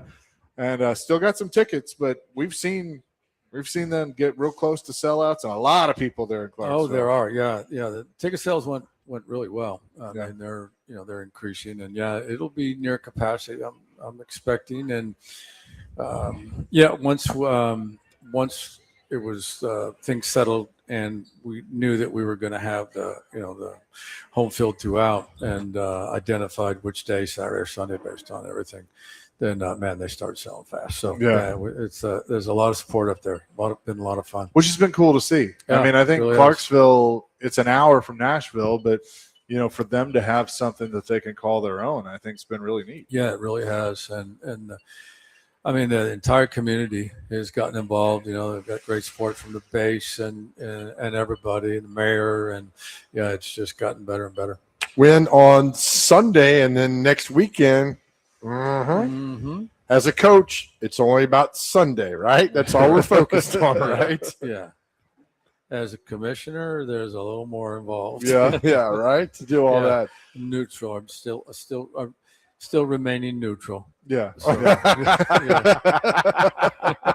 we can tell. There was a little wink there. Yeah, there was a little wink listeners. for the listeners. Yeah. But for sure, are you gonna when the Cat season, the AF1 season, are you gonna try and get out to Titans for a practice? Or? Yeah, I'd love to come out. Yeah, I mean, I've got when you got Coach Fossil, and I get great respect for Coach Bradley, and then Brian and Coach. I mean, it's a good staff. I'd love to come out. Have you gotten to meet Coach Saleh at all, or? I've spoke with him, and I've met him, before, but not since I respect the office of the head coach. He's pretty busy. We like him because, for lack of better words, he's a hard ass. Yeah, and that's what we're kind of excited about. Yeah, coaches should be well-rounded, and rather than just too nice. Did you know guys that you could be really hard on them, and were there guys like, if I'm hard on him, he's going to go into a shell? I mean, you have to be 50% psychologist, right? Oh yeah, of course. I mean, there are times when you call a player into your office and say, okay, whatever the issue was, whatever you did, or all that, I'm going to have to undress you, if you will, in front of your teammates. I want you to sit down and take it because you deserve it, and I don't want you to be caught off guard. They're all different, you gotta, some guys will lose it, So it's, and then I'd love to have them explain if it was off the field issue or something like that, a bad decision, something like that. Just have them get up and apologize to their teammates and tell them what they did. I didn't like taking their money. But on a rare occasion, I'd take it and then give it back to them if they were, had cleaned their stuff up. Yeah, they were good. Yeah, one of the good voice. Viral clips you have is Coach of the Rams when you had to cut the guy who was out with his girlfriends after curfew. No, he wasn't out. He had her in his room. Had her in his room. Sorry. Yeah. I did that here as well. There was a player that it was a rookie mini camp, and then I gave them only, hey guys, you got like 3 rules here other than learn football. And, right. Hey, they're in the building for the first time, and 1 is be on time, 2 is no cell phones in the meeting rooms, and 3, no guests in the hotel. It's pretty simple. Vets will be here in 3 or 4 days, and hey, we're going to get you caught up, and it's not going to be hard on you physically, but I mean, pay attention, and And then next morning I found out that one of the guys had a visitor in his room after curfew. So I just walked out. Well, part of no guest in the room don't you understand? And I said, go in that door there and someone will meet you, and best of luck to you. Yep. It's a business, right? I mean, it's not a daycare. That was on Hard Knocks, I think. Well, I mean, I had the issue on Hard Knocks too. And there was some other stuff going on. I did have a notable vet that had basically either that same evening or the one prior that I found out, and so treated him a little different. Oh yeah. I said, do you want me to? I had all the cameras go off, turned all the sound off on everybody on the field, because I could do that. I go, hey guys, I need a couple minutes with the team. Right. So the cameras would nod, go, and all that. Call the team up and go, hey, this is what I did yesterday. Do you want me to? Because all I have to do is bring it up. I can tell them to turn these mics on, and guess who's going to hear about it on Tuesday when this airs? Before we let you go, Chase had a good point. We were watching all these Chris Johnson highlights, and there's one guy blocking down the field, coach almost every play. Kenny Britt. Yeah. How frustrating was it that Kenny Britt had so much talent that it just didn't all come together? He had amazing flashes and some amazing plays and things. It was just, he did the best he could. I mean, I brought him to St. Louis with me also. I had him there, and, I mean, he was really, really talented. He meant well. It just didn't work out for him like it should. And, it was frustrating for me, and again, I love Kenny, and we got close, and I haven't talked to him recently, but we were close through the Ram thing, and after that, and he was extremely talented. He'd stay out after practice. I mean, it was Walter Payton like athletic ability, at the receiver position and the commitment after practice. It'd be 35 degrees outside there, blowing, and he'd have his shirt off, staying after practice, catching balls out of a jugs machine kind of thing. He did everything he could. It just didn't always click. Yeah. Real quick, one more that came to mind. The time Albert, you threw him out of practice, did he come back with a flagpole to fight somebody his rookie year? Remember that? What? I came back with a pole, or no? Albert did. Oh, okay. Yeah. You kicked him out of practice, and he came back, and we were out there media-wise, but we had to turn our cameras off, and it was. We got it resolved. Yeah. So. That stuff, I mean, it's a hard job, man. Right. I mean, Sundays and, especially inside. Unless you've done it before, you've been close to it, you have no idea what goes on in there. Any given offensive lineman could probably break the forearm of a defensive lineman if he wanted to, or dislocate his elbow and on the next play. I mean, it's that violent in there. And so, sometimes that stuff kind of bleeds over into practice. And my whole thing was, if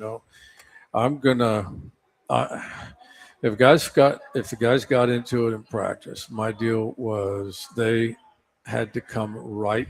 They had to line up and play the next play.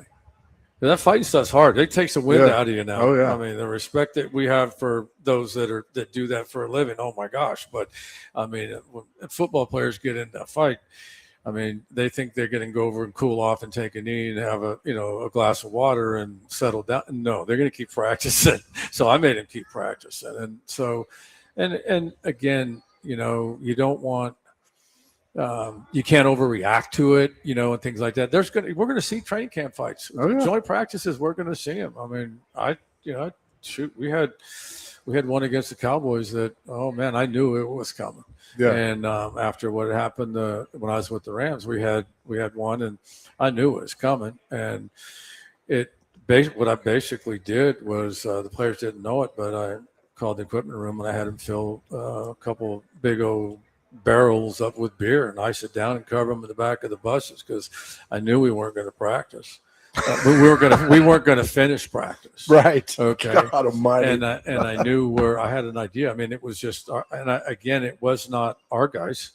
It was just something that was going on the other side. And I had talked to them numerous times and it didn't happen. It didn't get cleaned up. And sure as you know what, we had it going on both fields, our offense against their defense and vice versa. And I made sure that I always would have the cameraman, our video guys, always. If there was an altercation on the practice field, I wanted them to stay on it for minutes and see, and then get it and only to me and find out. And you don't want to accuse somebody of doing something of a retaliation or retribution and not starting the thing, but you need to know what happened and why it happened. And so I knew exactly what was going on the practice field there with Dallas. And so, our guys had a blast. So Jason Garrett, when Jason Garrett was the coach? Yeah. So guys had a blast out there and drank beer all the way back on the bus.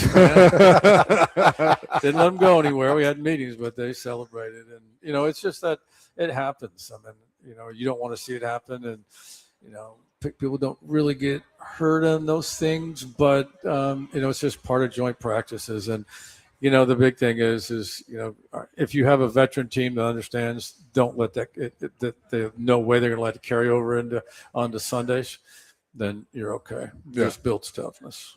Coach, good to see you. Thanks so much for doing guys. this. Thank you so much. Yes, sir. Thanks for story time. Yes, we love it. Can we continue after we go? If you guys are off the air, absolutely. More thought. Okay. Yeah, for cool. sure. All right. Cats in Arsenal this Sunday, F&M Bank Arena. kickoff at 3. He's Coach Jeff Fisher. We'll have more coming up in hour number 3. Chasing Big Joe, 105 The Game.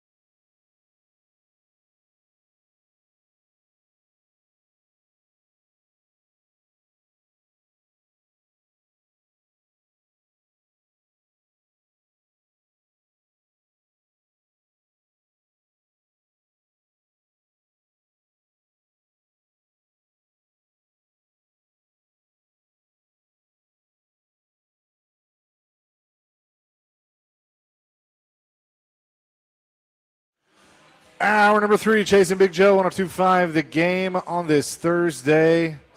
Appreciate Coach Jeff Fisher for joining us for the entire hour. I mean, look, the stories are just fantastic. We love it. I mean, there's just it continues off there. We could do like 5 hours with him, but I mean, that's the coach. I mean, he was here. 30th training camp the Titans have. He was the coach, and they showed up for 97 to 2010. So for 14 seasons. I mean, he was the guy, and there were some great moments in this town because of Jeff Fisher and his football team. The 99 season, the 2000 season, the 2008 season. I mean, there were a lot of big games, all the big moments that happened. And so it's fun to walk down memory lane about players that, you know, I mean, the Halbert Hainsworth was 20 years ago, right? Yeah. Andre Gerard incident, that's 20 years ago, and just time flies. So it's been, these are fun times. They are indeed. So training camp fully underway. We're going to have some fun on Sunday doing the Nashville Kats game in the semifinals of the playoffs. So I'm looking forward to that and doing that with you. We've had some fun, and those are fun. See if Culkamania can run wild. He's going to join us tomorrow at 2:30. So Culkamania, looking forward to it. Last time we had him on, he's got a newborn. He was taking his newborn to the doctor, you know, for the checkup. And I'm like, "Have you slept in?" He's like, "Not in about 3 days." I'm like, "Come on, buddy. I've been there. You gotta get some sleep, man. We need you for the big game." And they started out sluggish that game, but they ended up winning the game. And so it's fun. If you're in Clarksville or in Middle Tennessee, Sunday, I'm telling you, these games are so much fun to watch and see. And if they win on Sunday, they have the Arena Crown Championship. Is that right? That's what it was called last year. So I think it's still okay. there. So next weekend up in Clarksville. So come out and support the team. It's fun. What else you can do on Sunday at 3:00? You gone to church? You've eaten lunch? Come on out. Yeah. I mean, I agree with you. I think you got to get out to Clarksville and claws out, cheer on the Cats. Yeah. So our question of the day was, or still is, 615-737-1025. What is one athlete you know because of one thing, one highlight, one play, one whatever? We talked to the coach about a former Tennessee Oiler named Tomur Barnes, who lost the Dolphins game for him in 1997, and we were laughing about coach saying, "Oh yeah, that guy." And, you bring up a play, told us a great story. We're not going to tell on the air, but it was fun. But this, that's our question. One player, Gator Mike had texted in earlier and said he drove by earlier too. Drove by. He's busy, right? Woo, busy. And said one play he remembers is Brad Gaines when the Chucky Mullins incident. I grew up with Brad, so I know Brad, but Chucky Mullins and that incident back in October of 1989. Clay remembers that game, and it's not an iconic moment, but that's a moment that we all remember. Unfortunately, what had happened, Chucky got paralyzed and died a few years later. Yeah, which was, I mean, look, it's an unfortunate football play.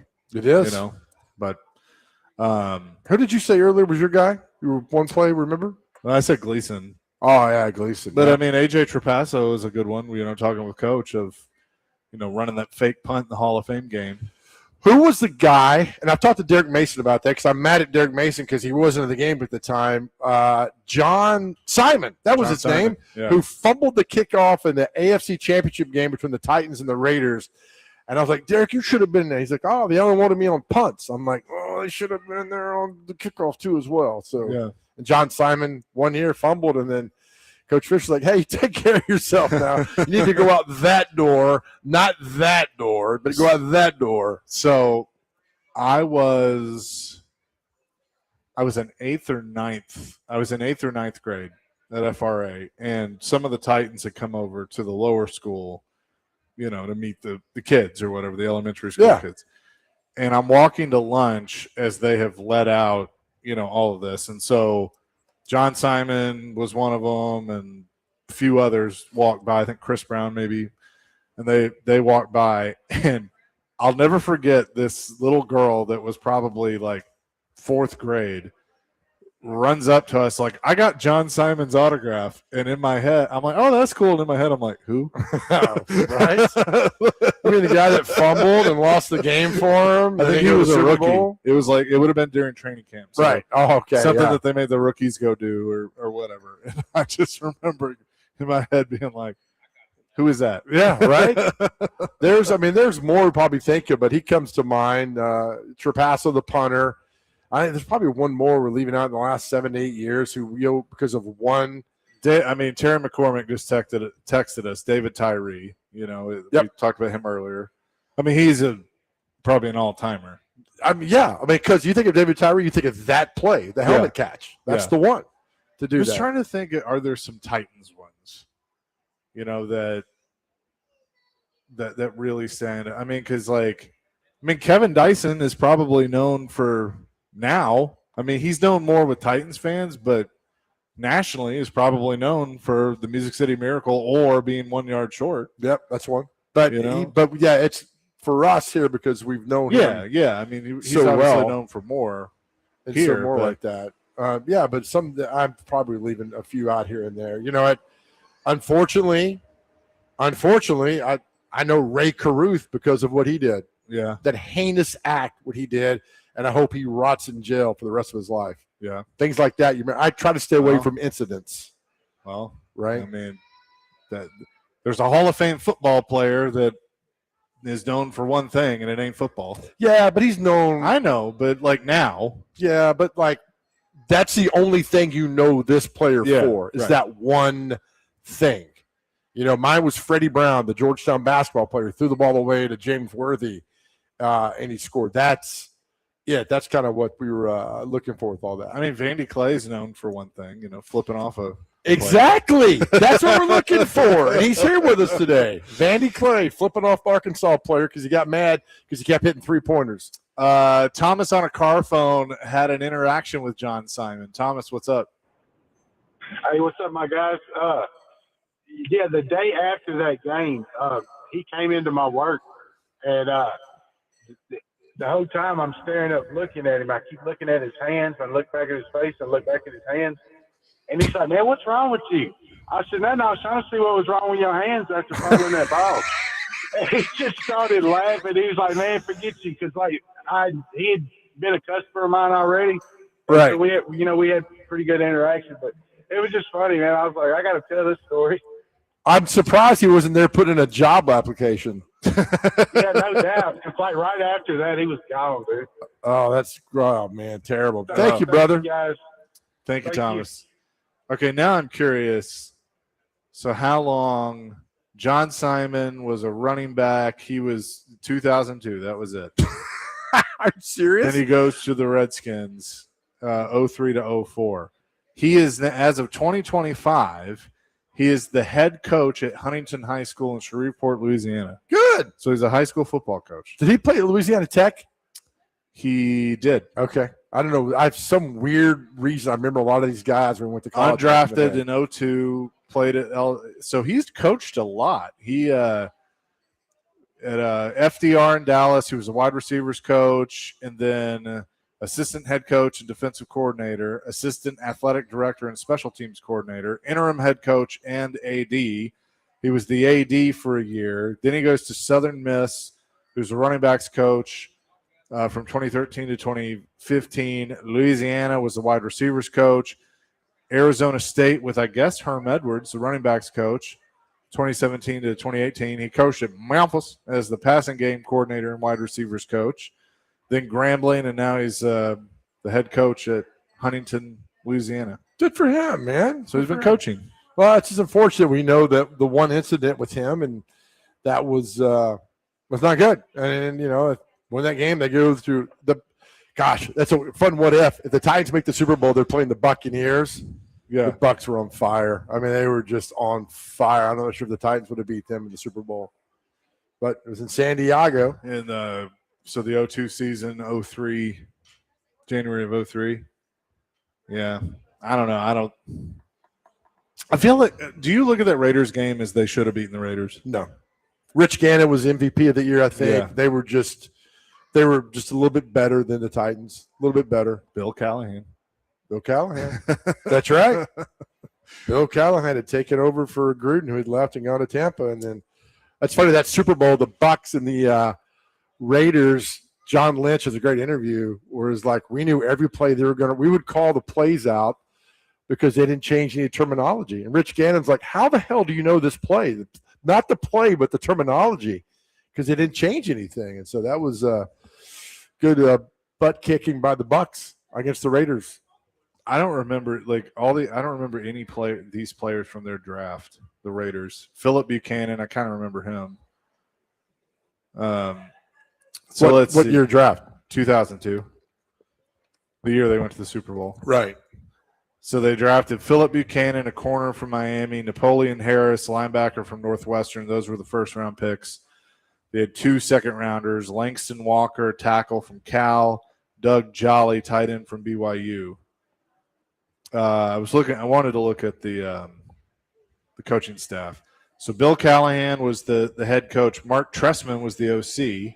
Skip Pete was the running backs. That's Rodney Pete's dad. You know who coached the wide receivers? I'm going to say Ray Finkel. No, Fred Bolitnikoff. Hey, well, look, the college award's named after him. Yeah. Jay Norvell was the tight ends coach. Jim Harbaugh was an offensive assistant. Making his mark. That's right. That's pretty crazy. Go down and look who the number one, well, alphabetically on the Raiders team of 2002, their number one DB. Anthony Dorsett. Anthony Dorsett was that's funny. Former Titan. Yeah. But, I mean, that was a good Raiders team. You had Rod Woodson, Charles Woodson in the secondary there. You had Sam Adams, Trace Armstrong were linemen up front. Tim Brown was still there. Jerry Rice, Jerry Porter. I mean, that was a good team. It's a good team. I forgot. I mean, I totally forgot that Tim Brown and Jerry Rice were on that team. Yeah, Gruden built that team because he was the head coach. And then I think, didn't the Bucs give up like first-round draft choice for Gruden that year? There was like unprecedented with the head coach leaving like that and going to Tampa. He's tired of Al Davis. Who is it? Didn't they have a player go missing? Barrett Hobbs. Not Barrett Hobbs. Barrett, the center, not Barrett Hobbs. Jeez, Joe. Barrett Robbins is his name. He just passed away, too, not too long ago.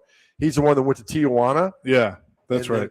Yep, and then never played after that. Yeah. So Barrett Robbins. By the way, the Raiders, I think, since that Super Bowl, have been to one playoff game. I think that's right. And that was the year, the Bengals beat them. Yeah, when Gruden had to step down. Was okay, all right. It was what was the guy's name that took over? Oh gosh. A long name. Joe. Nick goes Barrett Hobbs. I'm sorry. Barrett Robbins. I got the Barrett part right, and I got a couple of B's in there, but Barrett Robbins. Yeah, check that at the door there, Joe. Yeah, my bad. My bad. Man, they had Rod Woodson and Charles Woodson on that team. Sebastian Janikowski, Shane Leckler. Yeah, I don't remember that team. What was Janikowski's nickname? The Polish something. I don't remember. Oh, God, he kicked forever. He played at He FSU. should be in the Hall of Fame. Yes. You know how much I had my disdain for kickers and punters. Yeah, he should be in the Hall of Fame. Which would be interesting if he did, because then wasn't Ray Guy a Raider? It was. Yeah, they'd have 2 specialists in the Hall of Fame. Good. I'm happy only 1 punter's in the Hall of Fame. That's all they need to be in there. Ray Guy was a hell of a punter. Yep. Well, Janikowski should be in the Hall of Fame. Yeah. 615-737-1025. We'll get back to the question of the day. Seth, James, hold on for me. We'll do that coming up next. Chasing Big Joe, 1025 The Game.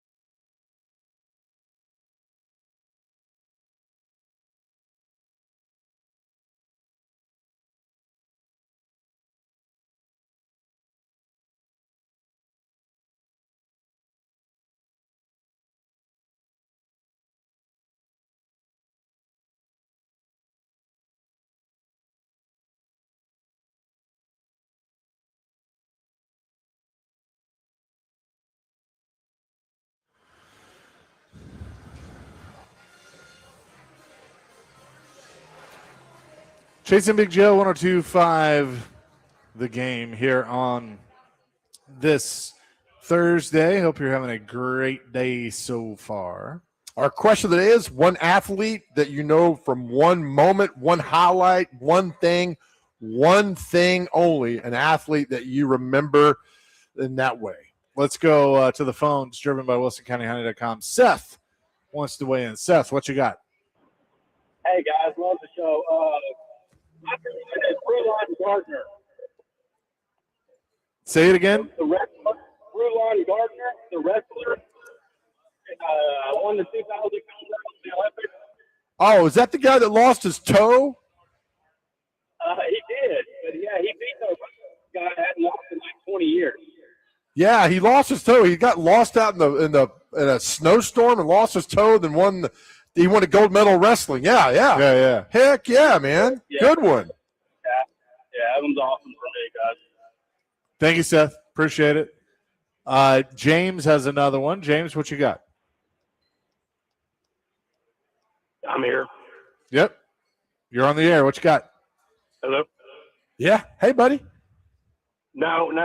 Y'all brought up Barrett Robbins. Oh, Yes. That was such a sad story. I was living in West Palm Beach in 2001, and he was a neighbor of mine. Oh. And he had lost everything. Barrett Robbins. Yeah. Yeah, because he went down to Tijuana and partied and never made it to the Super Bowl. That's correct. Yeah, that's a tragic thing. He recently passed away. He was a really good dude, but he was a huge dude. But I think he got hit in the head way too many times. Yeah, I mean, he was a good player. He was a starting center for the Raiders that year, and then thank you, James. He disappeared. Yeah, that was really something else, man. So yeah, Barrett Robbins. Let's see, he passed away. Oh, March 26th of this year. Oh wow, so it was recent. Yep. Yeah, because so he had played on the team all year, right? Yeah, and then they go to the Super Bowl, and he went in the off week, I guess. And yep, because the game was in San Diego, and then went down to Tijuana, and then it's nothing good happens down there. I've been told. So yeah. A few more on the text line. Here's a good one from Brandy. Trevor Bain. He won the Daytona 500, and I haven't seen him since. Is that right, Chase? Yeah. I mean, he's on TV now, but yeah, that's pretty much from Knoxville. So he's a Tennessean. By the way, to correct this, 4269, they have appeared in 2 playoff games since 2002. Have the Raiders? My bad. And it was 2016. They lost in the wild card round with Jack Del Rio as the head coach. They lost to the Texans. And then in 2021 with Rich Bisaccia as the head coach, he had taken over for John Gruden, and they lost to the Bengals. And then the Bengals came here the next week and beat the Titans. We remember why. That's right. Let's see some others on the text line. Chad says Jerome Simpson for the front flip touchdown catch. I don't remember that, but I'll look at it and go, Simpson, hey. Jeremy in Clarksville, does Christian Laettner count? Most of the country knows him from his shot against Kentucky. Does not count. No, because he was an All-American player and at Duke. So it's a good one. It's a good one, but he had a great moment that play, but he's known for other things besides that. 4309 Elijah Moore, Mississippi State, against Mississippi State. Is that the guy that dog squatted and peed like a dog? Yeah. So he was at Ole Miss. Right. Is that right, Dr. Crane? Yeah, and they missed the extra point. Yep. That might be the funniest touchdown celebration of all time. Because when he did it, we're like, what are you doing? You knew he was going to get a flag, and he got a flag, and that was crazy, man. See if you remember this one. 8961. Garo Yepremian, the kicker. Garo your premium. Yeah, your premium. He was a kicker for the Dolphins, and he missed the kick, got blocked. He picked up, tried to run with it, and they just all mauled him. And he threw the ball over his head, and Washington intercepted and ran in for a touchdown. That's Mike Washington's Bass. only touchdown during the Super Bowl. Wow. Yep. Was that when they went undefeated? I think that was the 17-0 season. I'm almost positive it was. Yeah. Carol, your premium. That's great. Jean Van Velde losing the British Open. Yeah, they had some huge lead and then blew it on the last day. 0789. Terrence Cody blocked 3 field goals against Tennessee in 2009. He did. I was there at the game, and then it's funny. People are like, well, if was it Jared? Who was the kicker? Daniel Lincoln? Who was the kicker for Tennessee? I think it was Daniel Lincoln. It was. That sounds right. 2009. And here's the deal: like, if he had made that kick, dude, that ball almost hit the center in the butt, and Cody had to be right there. But here's the deal for you, Alabama, Tennessee fans. Daniel Lincoln. Remember this. Is that Terrence Cody should have had a penalty called on him because the ball was still in play, and he took his helmet off and threw his helmet. And if the officials had any stones that day, they'd have called a penalty on Terrence Cody for unsportsmanlike conduct. Tennessee had another shot to kick a field goal in 2009, but the officials were too scared and didn't call the penalty on Cody. Bring it on. That.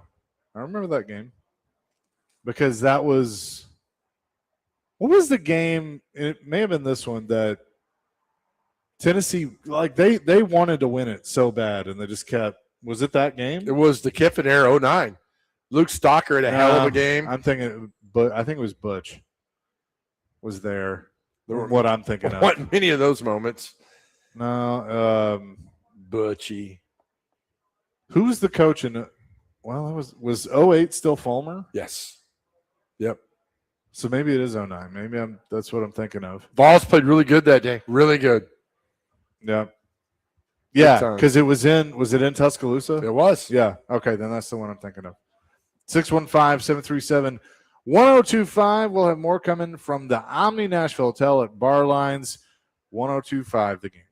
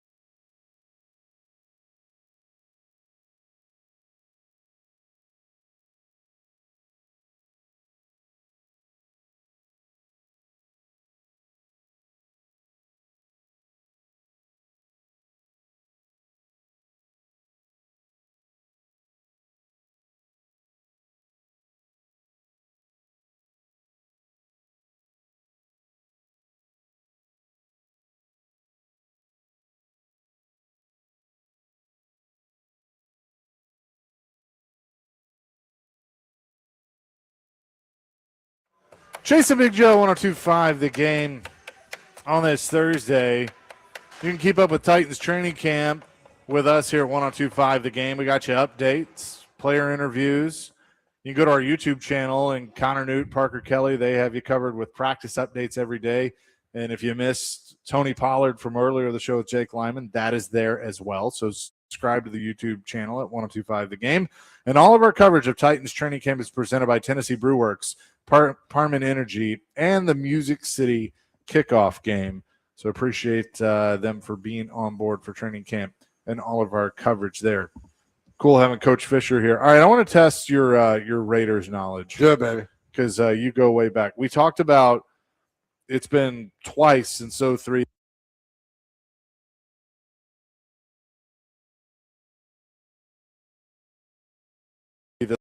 Since Bill Callahan, how many coaches do you think the Raiders have gone through? Oh, my gosh. Lane Kiffin. That's one. Del Rio. That's two. Gruden. That's three. Obviously. Now they have Kubiak's son, Clint Kubiak. Yep. 4. They had Pete Carroll. For a year. That's 1. 5. Who took over? Okay, 5 Raiders. My goodness. Does Bisaccio count? Yeah, Okay. Bisaccio. So Yeah. that's 6 Yep. they've had since Bill Callahan. What was Bill Callahan's last year? He only coached 2 years, so 2003. So since then. So that's 6 coaches. Do you remember who took over for him? I do not. Norv Turner. Oh, my gosh. So he coached for 2 years. Art Shell came back Wow. and coached for a year. Okay. Then Kiffin. And then Kiffin gets fired in 08. Tom Cable takes over. Oh, my gosh. He lasts for 2.5 years. Cable guy. Hugh Jackson coached for 1 year. That's 2011. Terrible. Dennis Allen coached for 2 years or 2.5 years in 12 and 13. But is that the Saints coach? Yeah. Holy cow. I did not know that. He gets fired in the middle of 2014. Tony Sperano, may he rest in peace, took over. Then Del Rio for 3, Gruden for 3 and some change, Bisaccia for the rest of that year, and Josh McDaniels. Yeah, that's right. For a year and a half, and then Antonio Pierce for a year and a half. That's right. Then Pete Carroll, and now Clint Kubiak. So when we give the Titans grief about some of these coaches, that they're nowhere near how bad the Raiders were with these guys. Well, and before it's even worse before that. So you go in the early days where you had some guys I've never heard of. Al Davis coaches for 3 years. Okay. And then this is a name out of John Rauch, R-A-U-C-H. He coaches for 3 years. Then Madden comes in. So Madden's there for a long time. Great trivia question is who took over for Madden, and I don't know. I'm surprised you don't know. Tom Flores. I'm going home. I'm done for today. So you had Madden from 69 until 78. Flores takes over in 79 until 87. Do you remember who took over for Tom Flores? Would that be Shanahan? That would be Shanahan for a year and some change. And then Art Shell took over. And then Art Shell was there for a minute until 94, until they moved back to Oakland. Do you remember who took over for Art Shell? Would that be – oh, I do know this. Joe, thank Art Shell. First year back in Oakland, 95. I don't remember. Mike White. Former Illinois coach. Illinois. And then Joe Bugle for a year. And then Gruden. And then Callahan. I mean, Al Davis was, quick to fire people left and right. That's what you get when you get an owner who's just a quick handle. Yep. Terrible. that's terrible. But look, you go from Madden and Flores, 2 Hall of Fame coaches, 3 Super Bowls between them, and they're all just down. That's what, like, when you think about a team with multiple Super Bowls, and you go, man, I can't believe, based on what you know about the owner, that they have multiple Super Bowls. The Raiders and Cowboys probably. Yeah, right. The Raiders, the 90 team went to the AFC Championship, and the Bills beat them. They were really good with, like, I think Jay Schrader was on that team, or the 90. Yeah, That was Art Shell. Art Shell. And is that the Bo get injured in the '90s season? I think he did. They had Greg Townsend, Howie they had Long. Jay Schrader, Bo Jackson was on that team. Yeah, I think he got injured in the playoff game. Yeah, but Jay Schrader, but Howie Long was on that team. That's how I remember that Raiders team from '90. They're really, really, really. It's a good team. Art Shell got him to the playoffs 3 times. Art Shell was a hell of a coach. Art Shell was one of the best offensive linemen to ever play the game of football. He was on Madden's line, right? He was. Played in the 70s.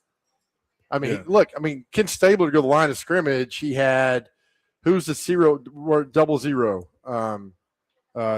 Is it Mickey Martin? Mark Otto. Yeah. Who was it? Otto. Otto. What was his? Yeah. Was it Jim Otto? Jim Otto. Yeah. So you've got Mike Otto played for the Titans. That's right. And Otto drives a bus. Yeah. So you had Upshaw and Art Shell and Jim Otto. I mean, you had some just maulers, and that's Ken Stabler's line, man. That was my favorite, my dad's favorite, because he would talk about because we were watching a game one day and Art Shell was the coach, and he goes, he played for the Raiders. I was like, oh, is he cool? And he goes, well, he was one that got out on work release. They were just some of the mean. They were, and that. Yes. He talked about that they all had their fists wrapped, and the rumor was they had nickels in their. I can see wrapped that. in their hands. It's a good team, man. Problem was they had to face the Steelers and the Cowboys, and there's some all really, really good teams at that time. Yeah. Coming up next, we'll tell you what day it is and celebrity birthdays. It's Chasing Big Joe, 102.5 The Game.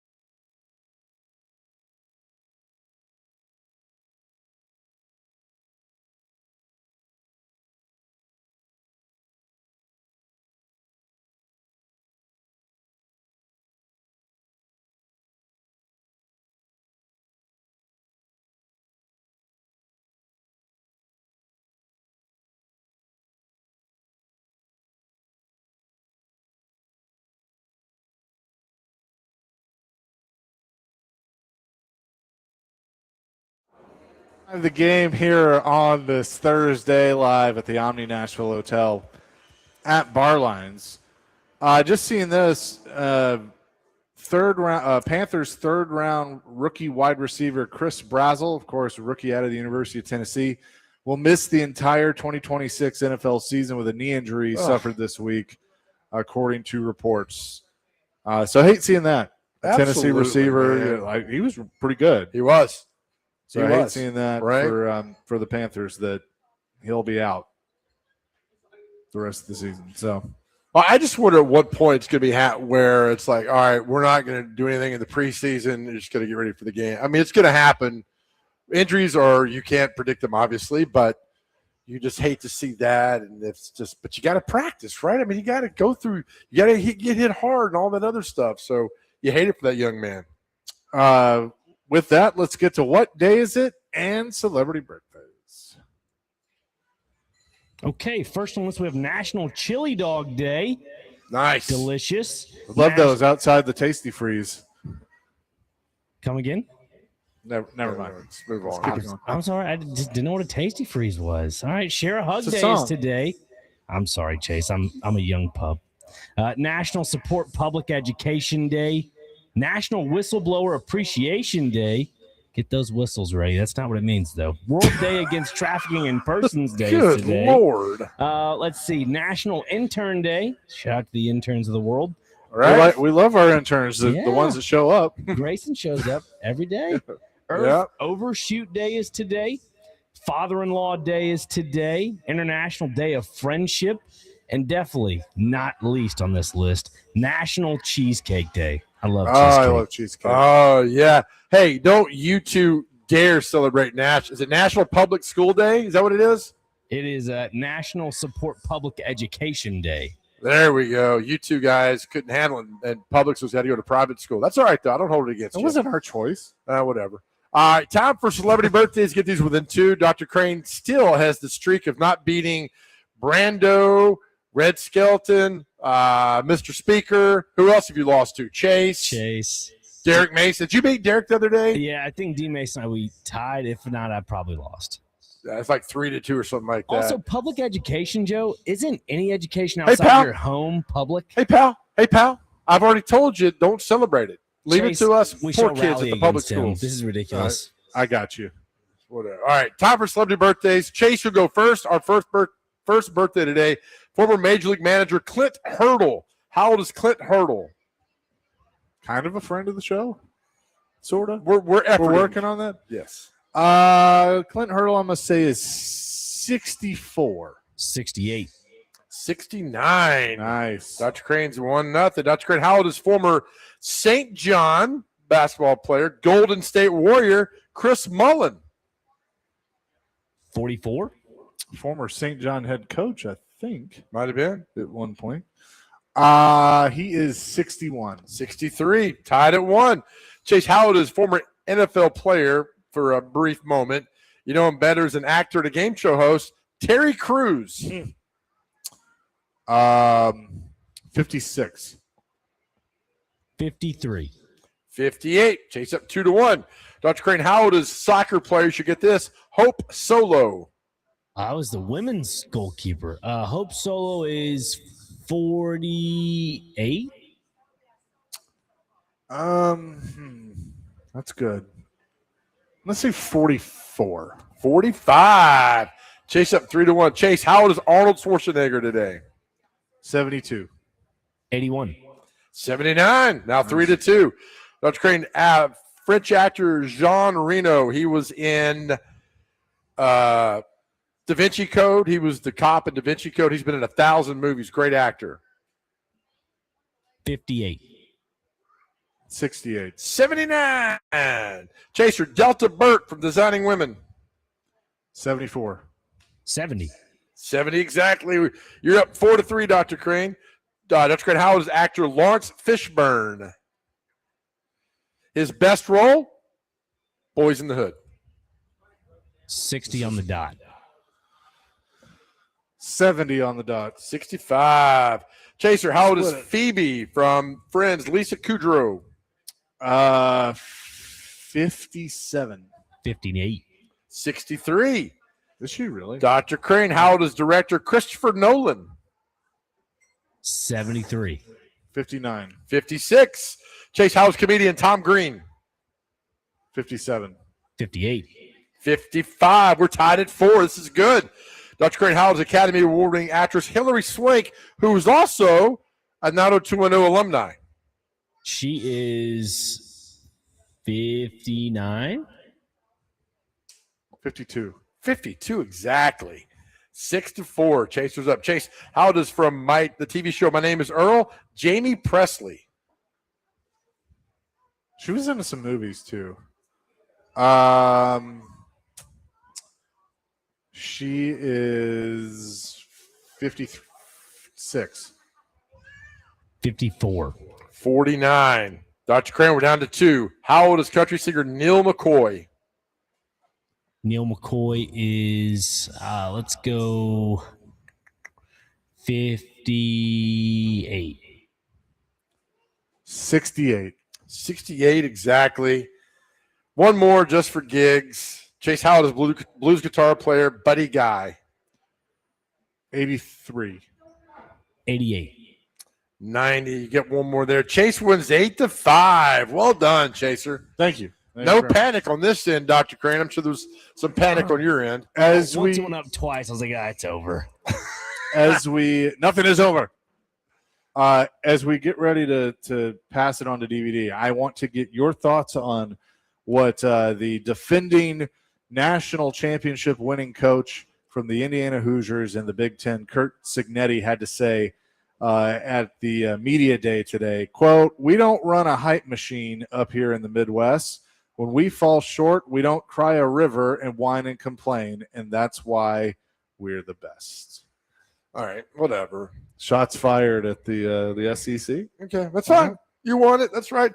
But those who live in the past, stay in the past. Right, Clay? Thank you, buddy. There you go. Yeah. That's going to do it for us here today from the Omni. Now I hope he goes 1-11. I don't like being that way. Our show, to our guys out there every day, to our men out there, man, we love you guys so much. Please go to therapy. Please reach out and talk to us. I heard this other day from a friend. He says, you know what? Just because I carry it doesn't mean I carry it well. You know, that's okay. It could be heavy at times. That's okay. We get this. You're doing great. Just know that you're doing fantastic. Know that we love you. And be strong. Know more than anything else, our relationship, we think the world of you, but know this, more importantly, more than anything else in the world, how much God truly loves you. Amen to that. Peace, love, rock and roll. DVD coming your way next here on 102.5 The Game.